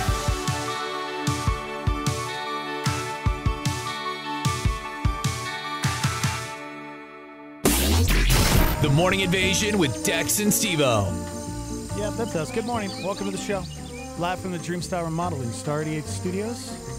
It is June 1. Hanging out on a beautiful Friday. So excited. 505-585-LIVE. You want to text into the show. Also live on Facebook and YouTube. If you guys want to hang out with us.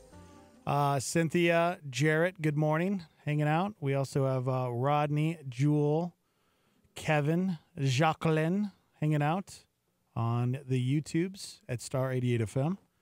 Why don't you go to the Facebook page and read what Cynthia had to say? I can't read all of it, but I'd love to hear all about it. I want to hear that. We had a patient come in the office. She had an earache. There was a bug in her ear. We were unable to get it out with. Why do you do this to me? Just read it. Why do you do this to me? Basically, she got sent to an ENT or a hospital. They eventually got it out because they couldn't get the bug out of the ear. I hate you. You read it, didn't you? I can't read all of it. You're such a jerk. You know how I feel about bugs in ears, man. Yeah. Gosh, I don't like you. I really don't. Guys, it's not a joke. You know when you have that coworker that you just feel like God put in your life because he wants to like test you or build you up or whatever it is. You're that guy, man. Yeah, man, I'm that guy. You're that hardship in my life. You were the thorn in my flesh. Yep. What?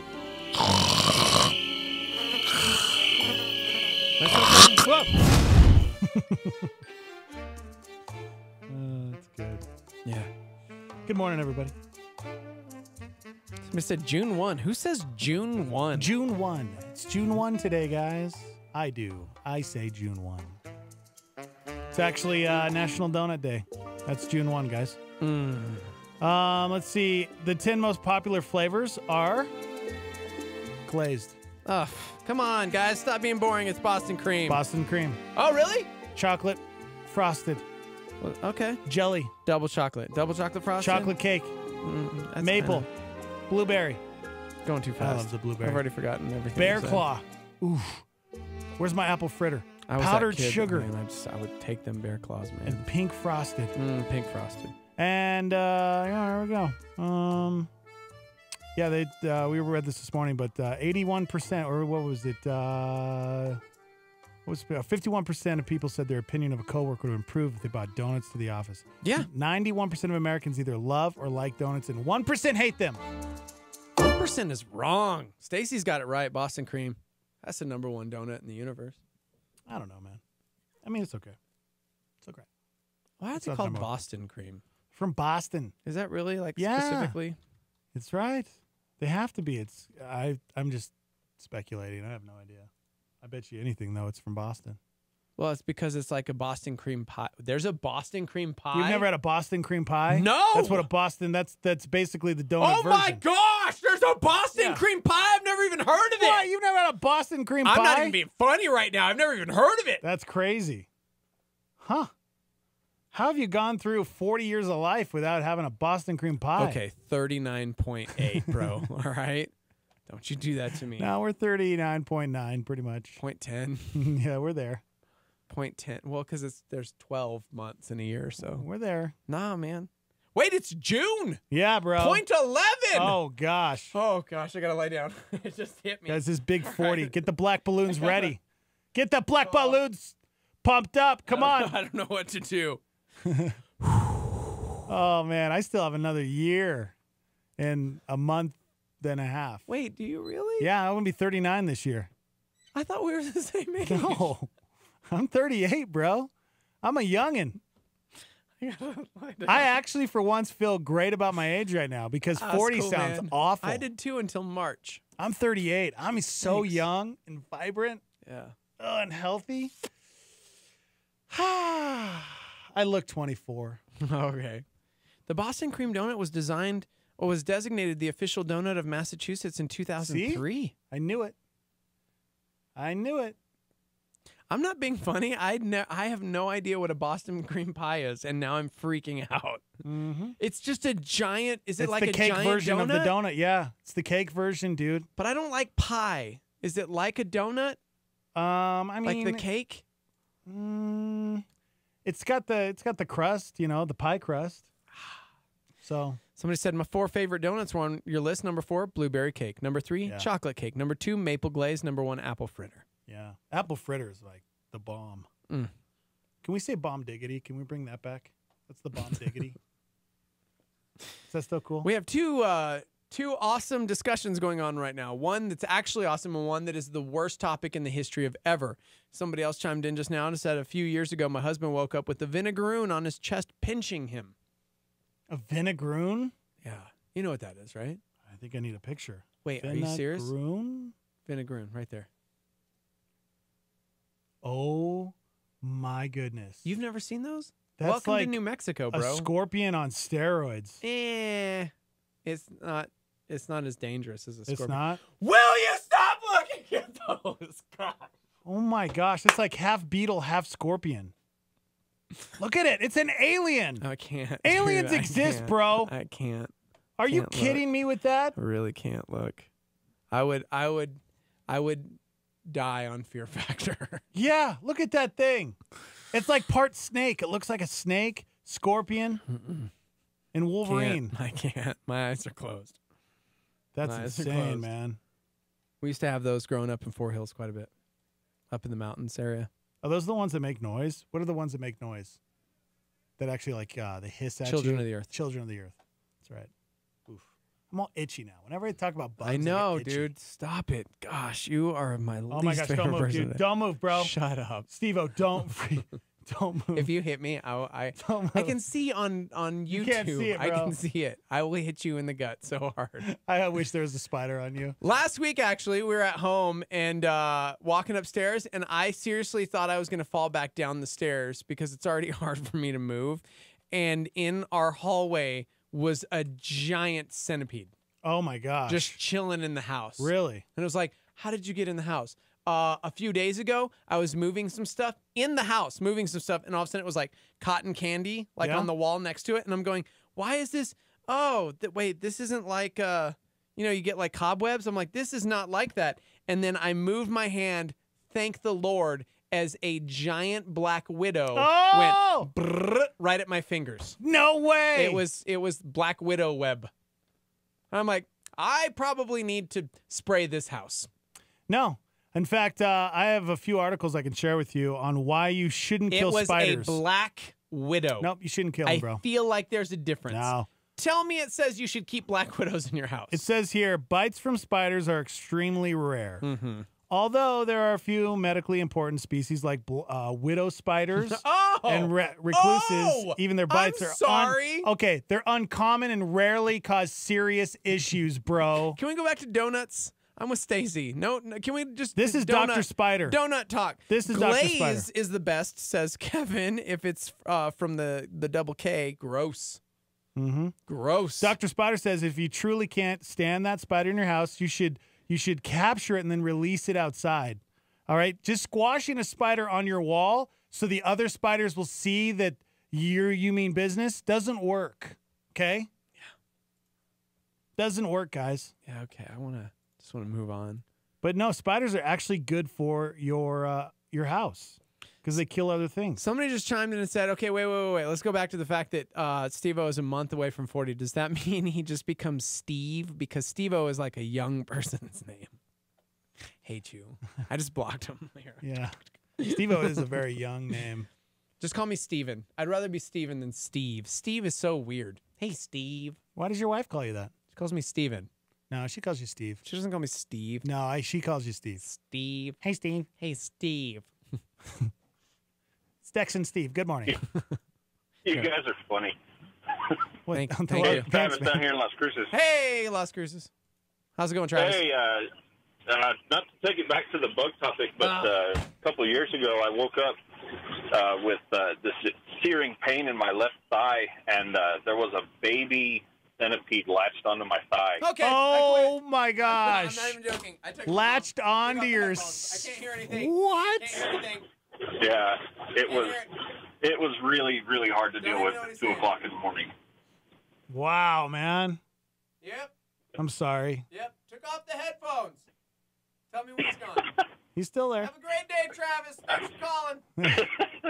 All right, Steve-O, you guys have a good one. Go See back you, to your donuts. No, we're done with the donuts. It's all about bugs. Friday bug. Friday done, dude. insect. Done. Insect Fridays. Yep. Jules says, well, thanks for making me throw away my breakfast this morning, guys. Cool. Why? But why? Somebody said I was making lunch and felt a tickle under my bare foot. No, I can't finish that. Ugh. I just got, like the tingles and jingles. Mm-hmm. Ugh. What is that called? It was a giant centipede, by the way. Had a minor heart attack. Thankfully, I was dying. It was dying and didn't bite me. I called my brother to come get rid of it. When he got there, my brother's friend picked it up with his bare hands. Okay. Wow. Okay. Do you know spiders They don't want to bite you, and they can't even see you until you're about a foot away. They have terrible eyesight. So it's not aiming for you. When it drops from the ceiling, it's not like aiming for you. It's just wrong place at the wrong time. Somebody said yes on the donut convo. Yesn't to this bug convo. Yep. Yeah, spiders don't bug me like they used to. Somebody else said the show is no longer the old man and the Steve. It's the old man is the Steve. Oh, gosh. It's like Indiana Jones when they made the crystal skull, because he was the same age as his father in Last Crusade. Yeah. It's crazy, right? Yeah. It's Cool, you, bro. man. Thanks. It's you. How's it feel? Insect Friday, good morning. Hello. Hello. Go ahead, caller. Hi, Steve-O, I got a bug story for you. Cool, man. Hang up.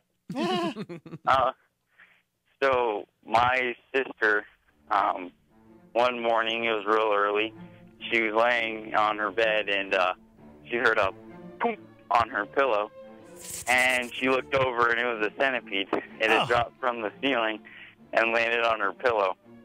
And so she freaked out, you know. She ran and tried to get my dad, but centipede ran off. The next day, the same centipede came out, and I just happened to be there with my sister. So she's like, here, take a shoe, kill it. And so I grabbed it, and I, like, smacked it, and I was on my knees, and this is literally the craziest thing ever. This is a true story here. The centipede literally, like, jumped. Like, it literally, like, jumped at me. It jumped at you? Like, how far did that thing jump? What are we talking? Oh, not super far, but it probably got, like, I would say half an inch or 3/4 of an inch off the ground. I mean, it literally, like, lunged at me, and I freaked out because, you know, it almost landed on my leg. But, so, just watch out for centipede, Steve-O, at night and jumping on you.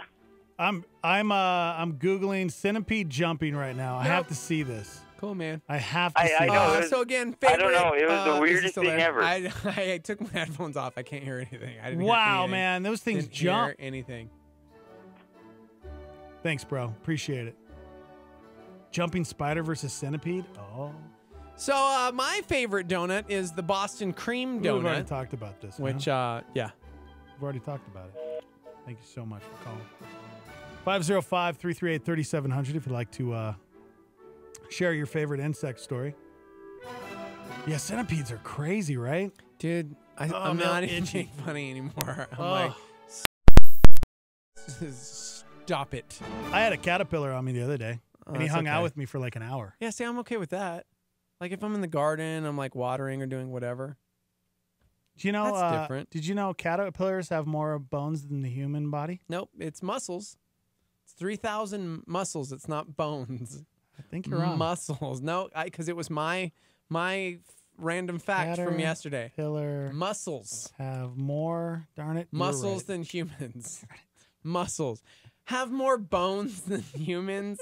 A caterpillar. 4,000 muscles in its body. Gosh, dude. Wow, that's one seriously muscle-bound insect. Yeah, right?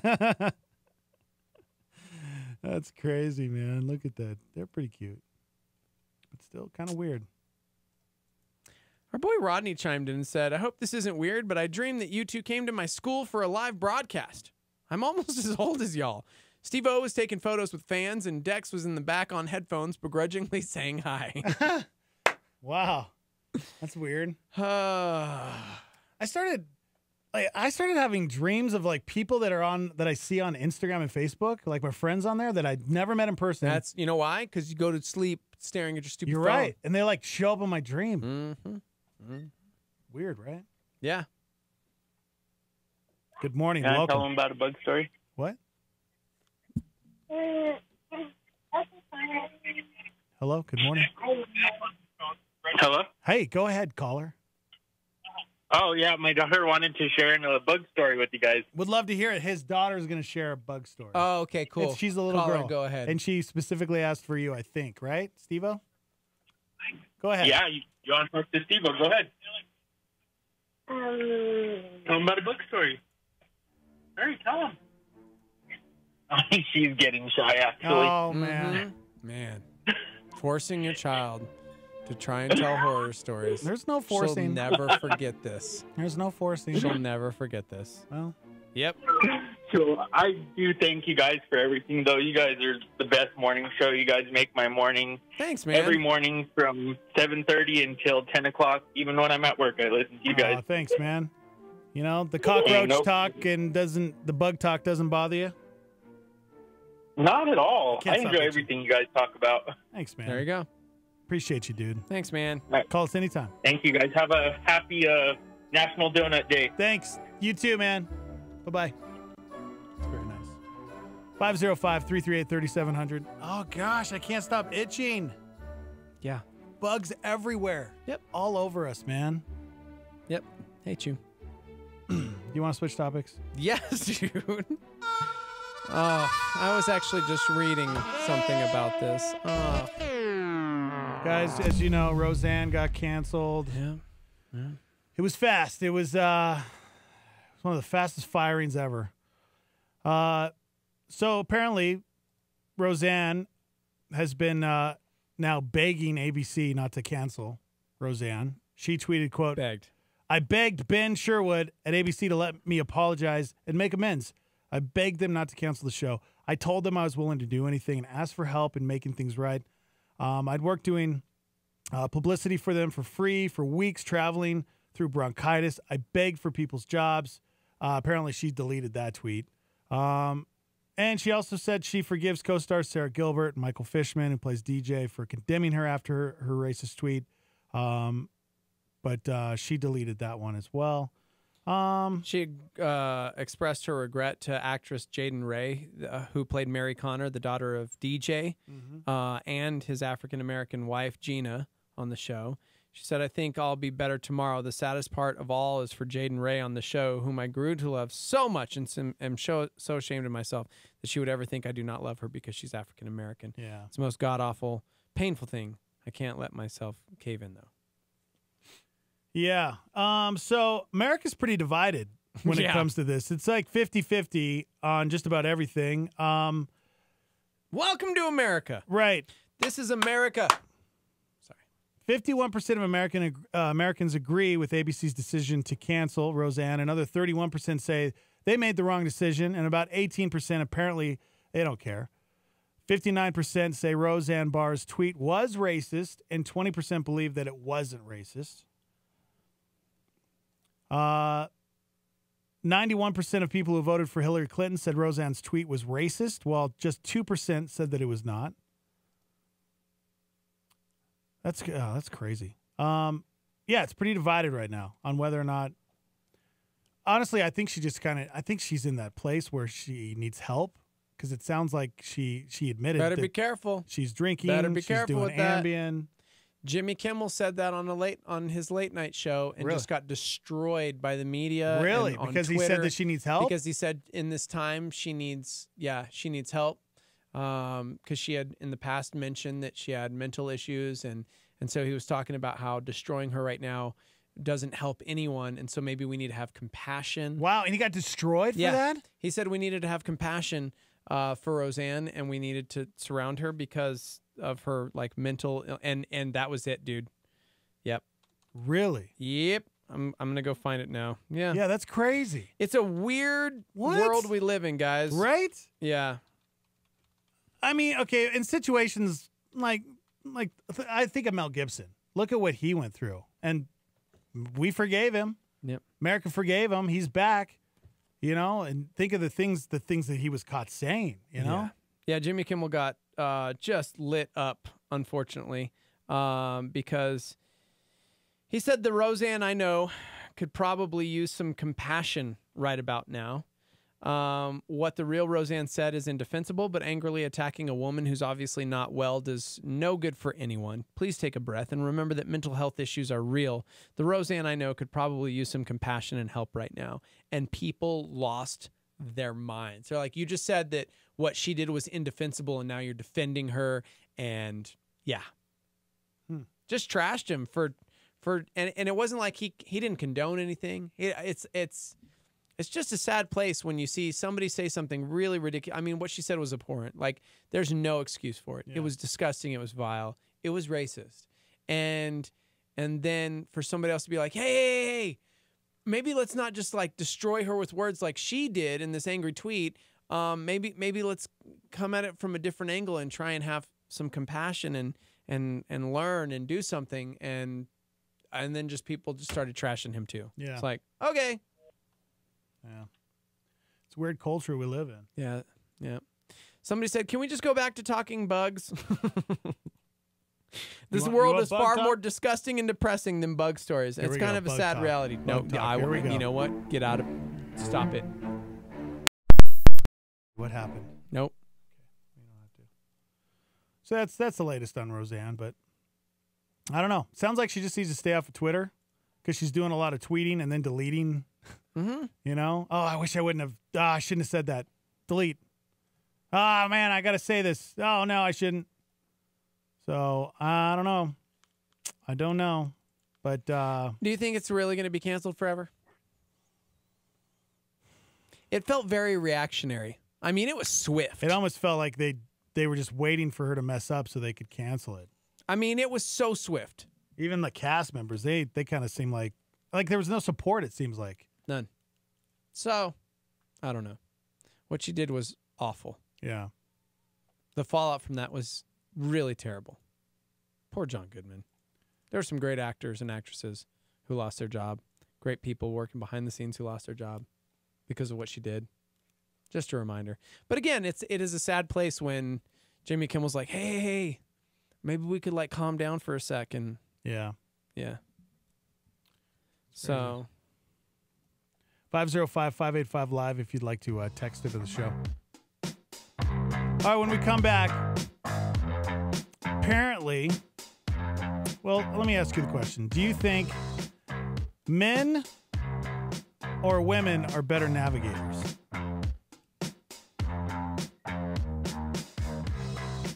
What do you think? Think ladies are better navigators than men? Or yeah, men? dude. There's a woman in my life who is the single greatest navigator in the history of the world. I love you, Siri. It's my girl. She's a woman. She's a terrible navigator. What? She Don't lets you me be down smart, all the her time. name. She lets me down all the time. Nah, that's true. I've gotten lost more than Oh my once gosh. using her. All right, we're going to talk about that when we come back to the Dreamstyle Remodeling Star 88 Studios.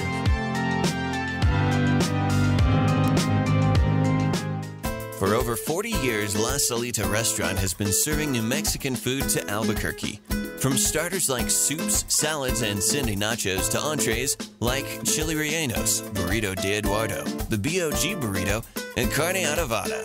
La Salita is friendly to those who are vegan or gluten-free and offers catering, as well as a rewards program at 1950 Wansabo or online at lasalita.com. Star 88 thanks La Salita for their support.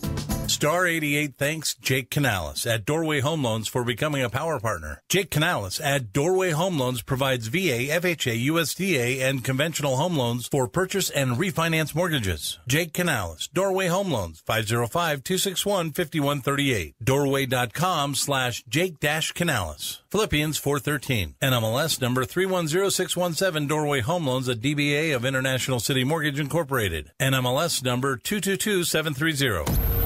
Charles Stanley said this: the Holy Spirit doesn't add to our great strength. Instead, His strength is perfected in our weakness. A Star 88 solar flare. As a Christian, you have a hope to share.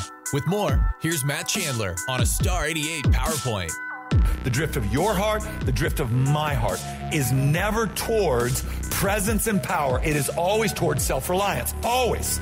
Like you just let go, you unanchor, you will not drift towards the presence and power of God. You will drift towards your own self-reliance. You're enough. You can make it happen. You can get it done. This is the state of your heart. You couldn't argue against that. Your drift will always be towards you're enough. You can't help it. We're broken, born broken, right? Bent towards self-reliance. What happens here is God's going to go, you cannot afford to be self-reliant. It'll be by my power that we drive out these people.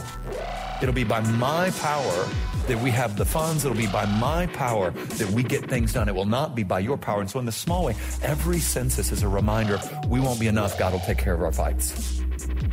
We won't make ends meet. God will make ends meet. That's Matt Chandler on a Star 88 PowerPoint. I used to wonder if I ever could be loved. Never gonna live up. Should I give up? Will I ever be enough? What I didn't understand is you love me as I am. Nah, I don't care what anybody thinks about me. You're the only one that I. No, I don't care what anybody thinks about me. How can I be silent when there's all this joy inside my heart? How can I be quiet when you gave me light to pierce the dark? How can I be silent? I will not be silent. Even though my sin left crimson, you washed away those stains, and the grace you've given is the reason I'll never be the same. How can I be silent? I will not be silent. How can I be silent? I didn't want to stand out, kept my head down, insecure inside my skin, always looking back over my shoulder, making sure I blended in. Then you gave me a new name, and I never was the same. I don't care what anybody thinks about me. You're the only one that I. No, I don't care what anybody thinks about me. How can I be silent when there's all this joy inside my heart? How can I be quiet when you gave me light to pierce the dark? How can I be silent? I will not be silent. Even though my sin left crimson, you washed away those stains, and the grace you've given is the reason I'll never be the same. How can I be silent? I will not be silent. How can I be silent? I will not be silent. Okay, yep. You're the one that I want, that I want, that I need. You're the one that I want, that I want, that I need. You're the one that I want, that I want, that I need. I don't care what anybody thinks about me. You're the one that I want, that I want, that I need. I don't care what anybody thinks about me.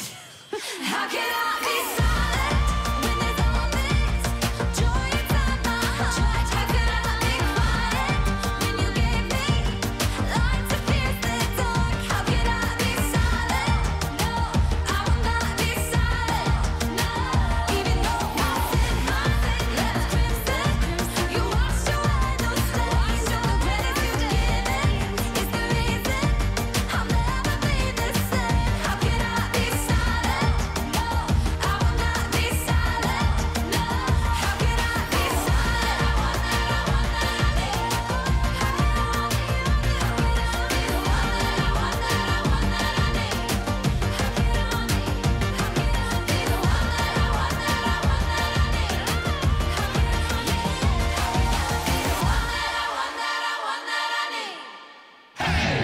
What's going on in the news today?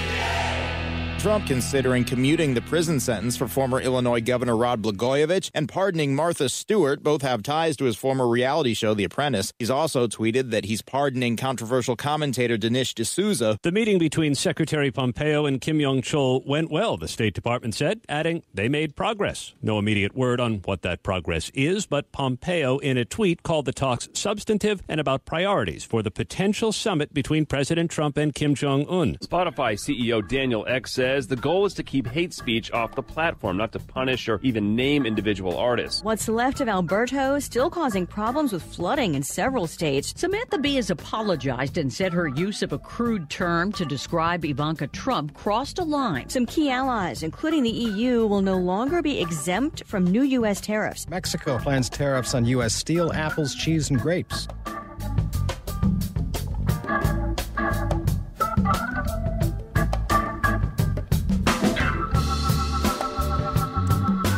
Welcome to the show, live from the Dreamstyle Remodeling Star 88 Studios.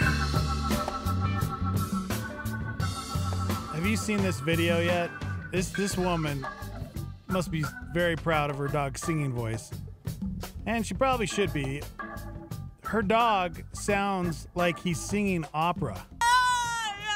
You cannot keep interrupting. No. I'm having a conversation.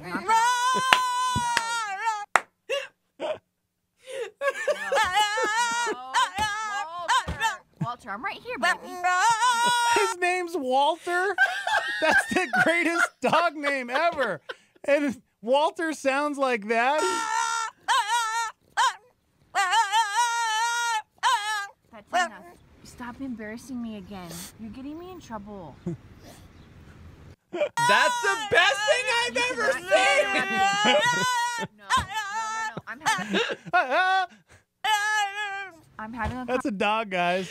Dude, that's a dog. Incredible. What kind of dog is that? You think? She says down here. It almost it looks like a French bulldog. No. That's a French bulldog. Yeah, that's a French bulldog. Walter, I'm right here, baby.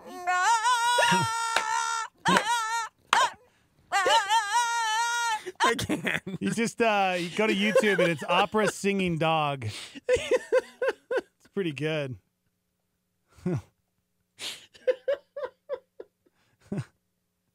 It's too much. I'm way too amused by that dog. Guys, where would we be without the internet? Probably more successful, more creative. I don't think so. Probably just doing more fruitful things. I don't with think our so, lives. man. I don't think so. You know, we wouldn't be able to giggle and laugh. You cannot keep interrupting. No, I'm having a conversation. That's so weird. All right, before the break, we teased, phenomenal. Are men or women better at being navigators? Now, every guy is thinking in their brain right now, well, of course, it is us. It is us, the men. We don't even need navigation system. We don't need Siri. We can figure out how to get there on our own. Yeah, no, most guys have been there and done that, and it doesn't work out very well. But according to a new study, when people are navigating around town without apps, who do you think are better, men or women? Without apps. Without apps, better at navigating? Like getting taking the best shortcut. Women. Women? Yep.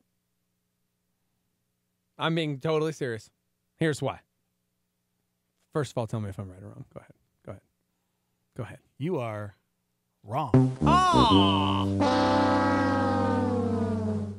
That is a wrong answer, my friend. According to who?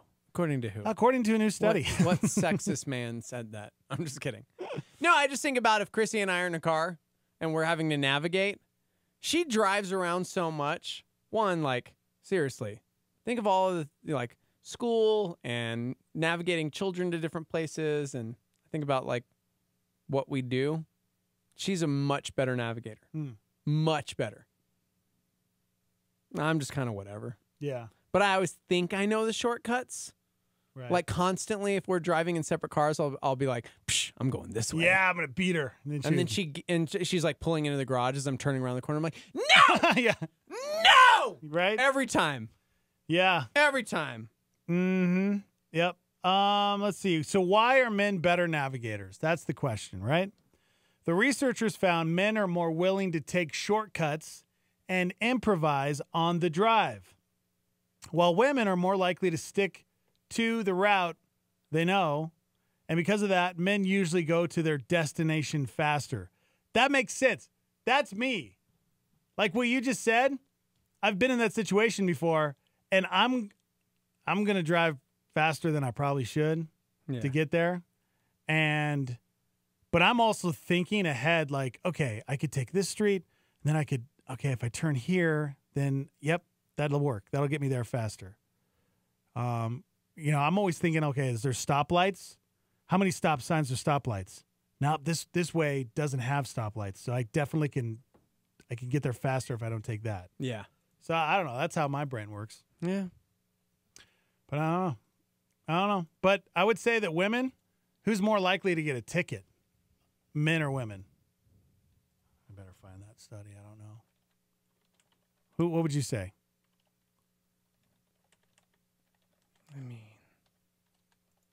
better at getting a ticket? Yeah, who gets more tickets, men or women? Men. Men? Yeah. Let's see here. Okay. This insurance group took some extensive surveys and wrote down the numbers. Men are 13% likelier than women to receive traffic tickets. That makes sense. I was going to say, like most ladies that I've known in my life, they never get tickets.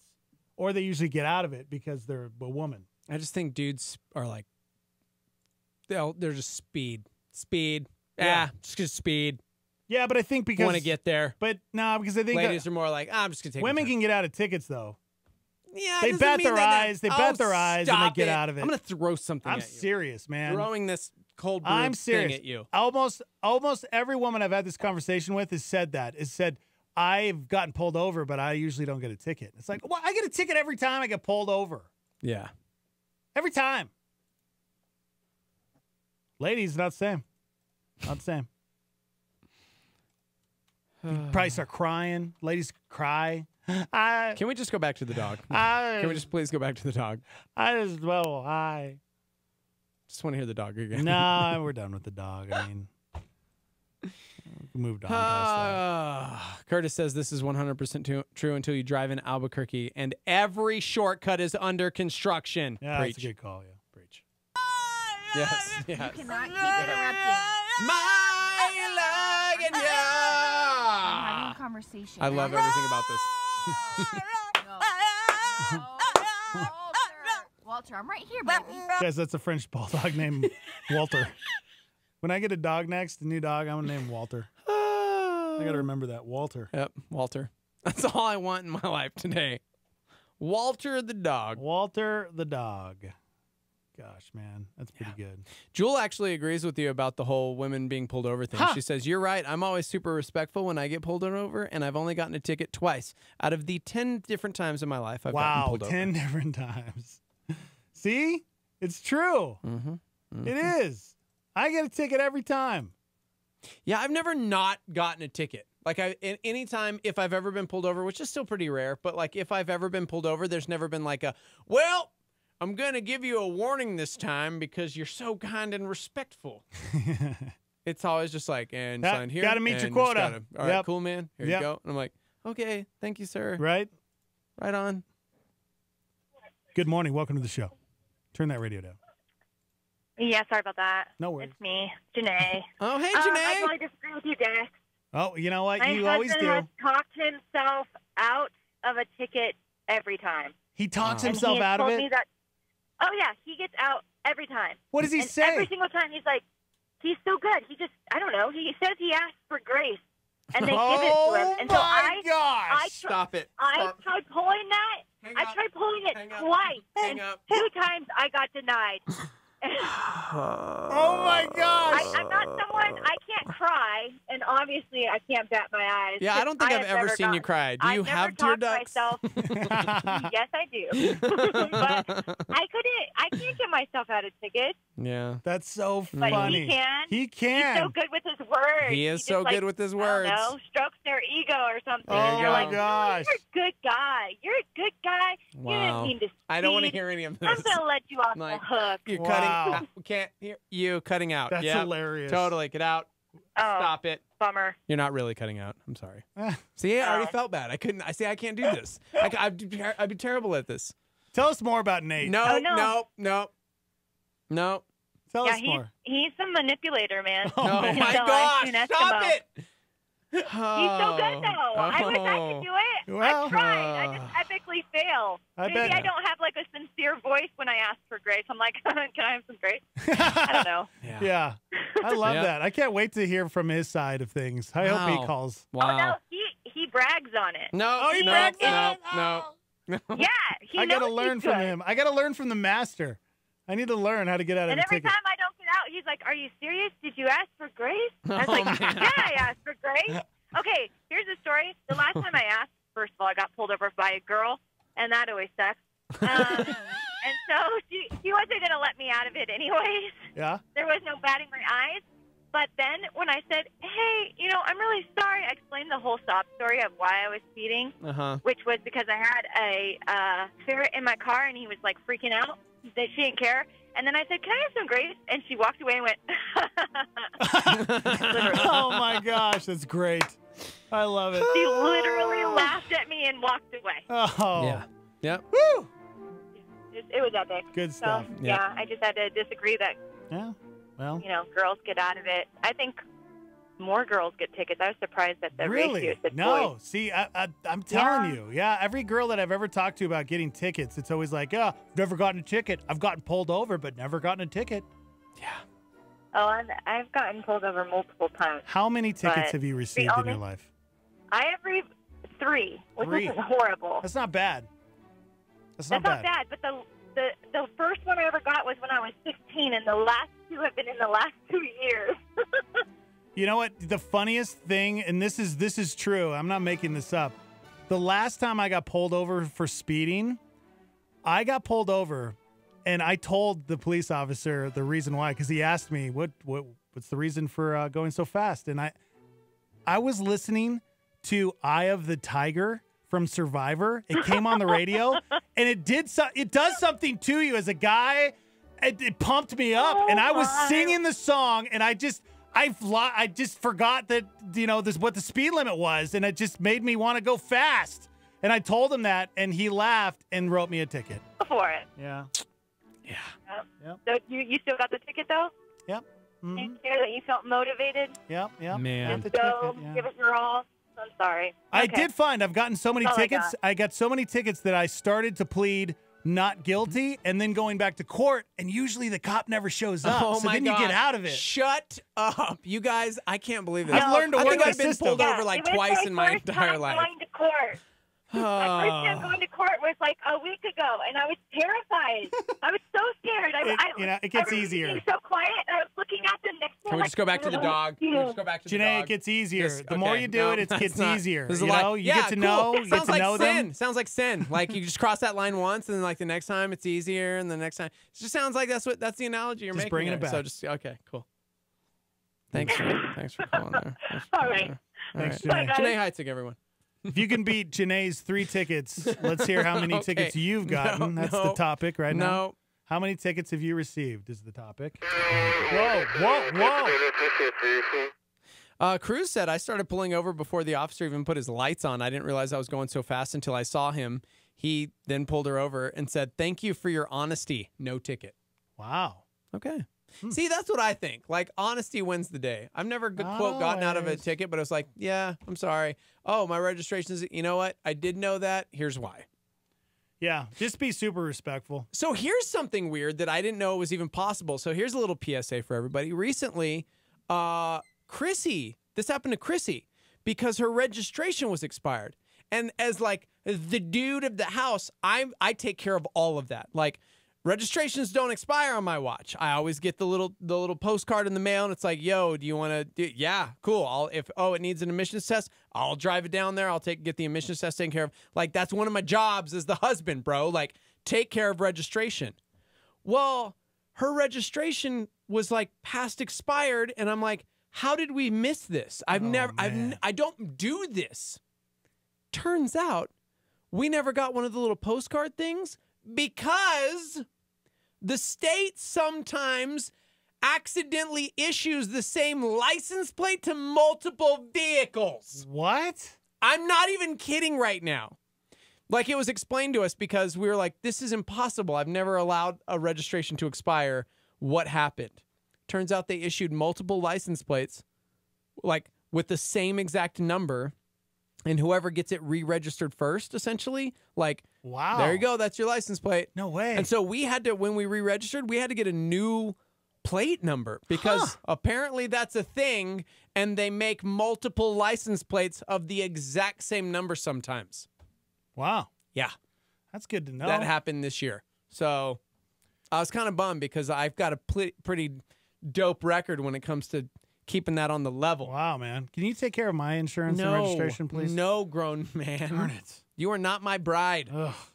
I am not responsible You're for so you. lucky, Chrissy. You are so lucky.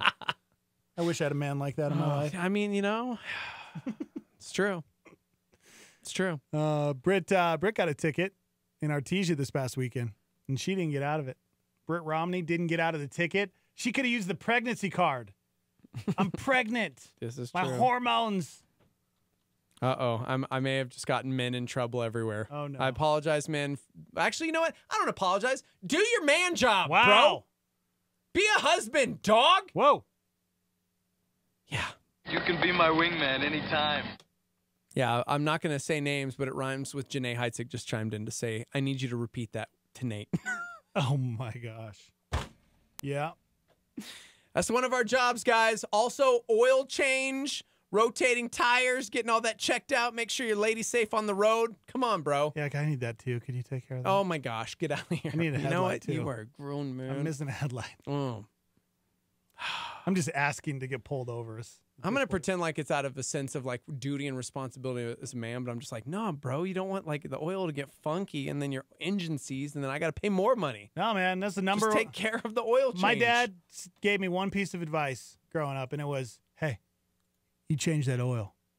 Yeah. You change that oil, a car will run. Yeah. It'll run forever. Take you change care that of your oil. car, bro. It'll last longer. I got to get an oil change. Kim says, to be fair, you are my work wife, so I really should be bro. I should be taking care of you. I'm not good at these things. That's not my gifts, bro. I Those aren't my apologize. gifts. I'm not good at that stuff. So if you All can right. take that over, I'd appreciate All it. I'll take your car today. You take mine. Come on, You dude. can just Step take up. it. Dudes need to step up. Okay. All right. Well, Step it up. all right. That's good, man. Just saying. Guys, we're done. We're done for the show. This week, we're done. Dude, prayers as we get ready. Like DJ Bossman Dan's already out there rocking like some of that new technology that we're going to be using as we broadcast live from AT&T Stadium next week. I'm really excited. Yeah, I don't know if I'm going to go. A little nervous. I think you can handle it on your own. Oh, okay. All right, everybody. We're here broadcasting live from AT&T Stadium. It's Dez and Steve-O. Wait, Dez no longer works here. Am I right, Dez? Why are you He holding got a fired. jar of barbecue All right. sauce? It's my microphone as Okay. we hang out here broadcasting live from Harvest America. Gonna have a great Yep, message. see, you if can I do talk like that, I'm probably gonna lose my job. You All can do right, it. You we're can do kicking it out to Dexter over there on the other microphone. Dexter, Nope. how you feeling today? Nope. All right. I'm out. That's good, man. Good to hear. All right, we're going to be here broadcasting I'm for gonna the shut next his mic off. 2 hours. Talking to ourselves. Yeah, it's done. Yep. So, technical difficulties. Can't hear you anymore. It's, yeah. You bet. Okay. All right. Guys, have a great weekend. Live from the Dreamstar Remodeling 38 Studios. Bye-bye.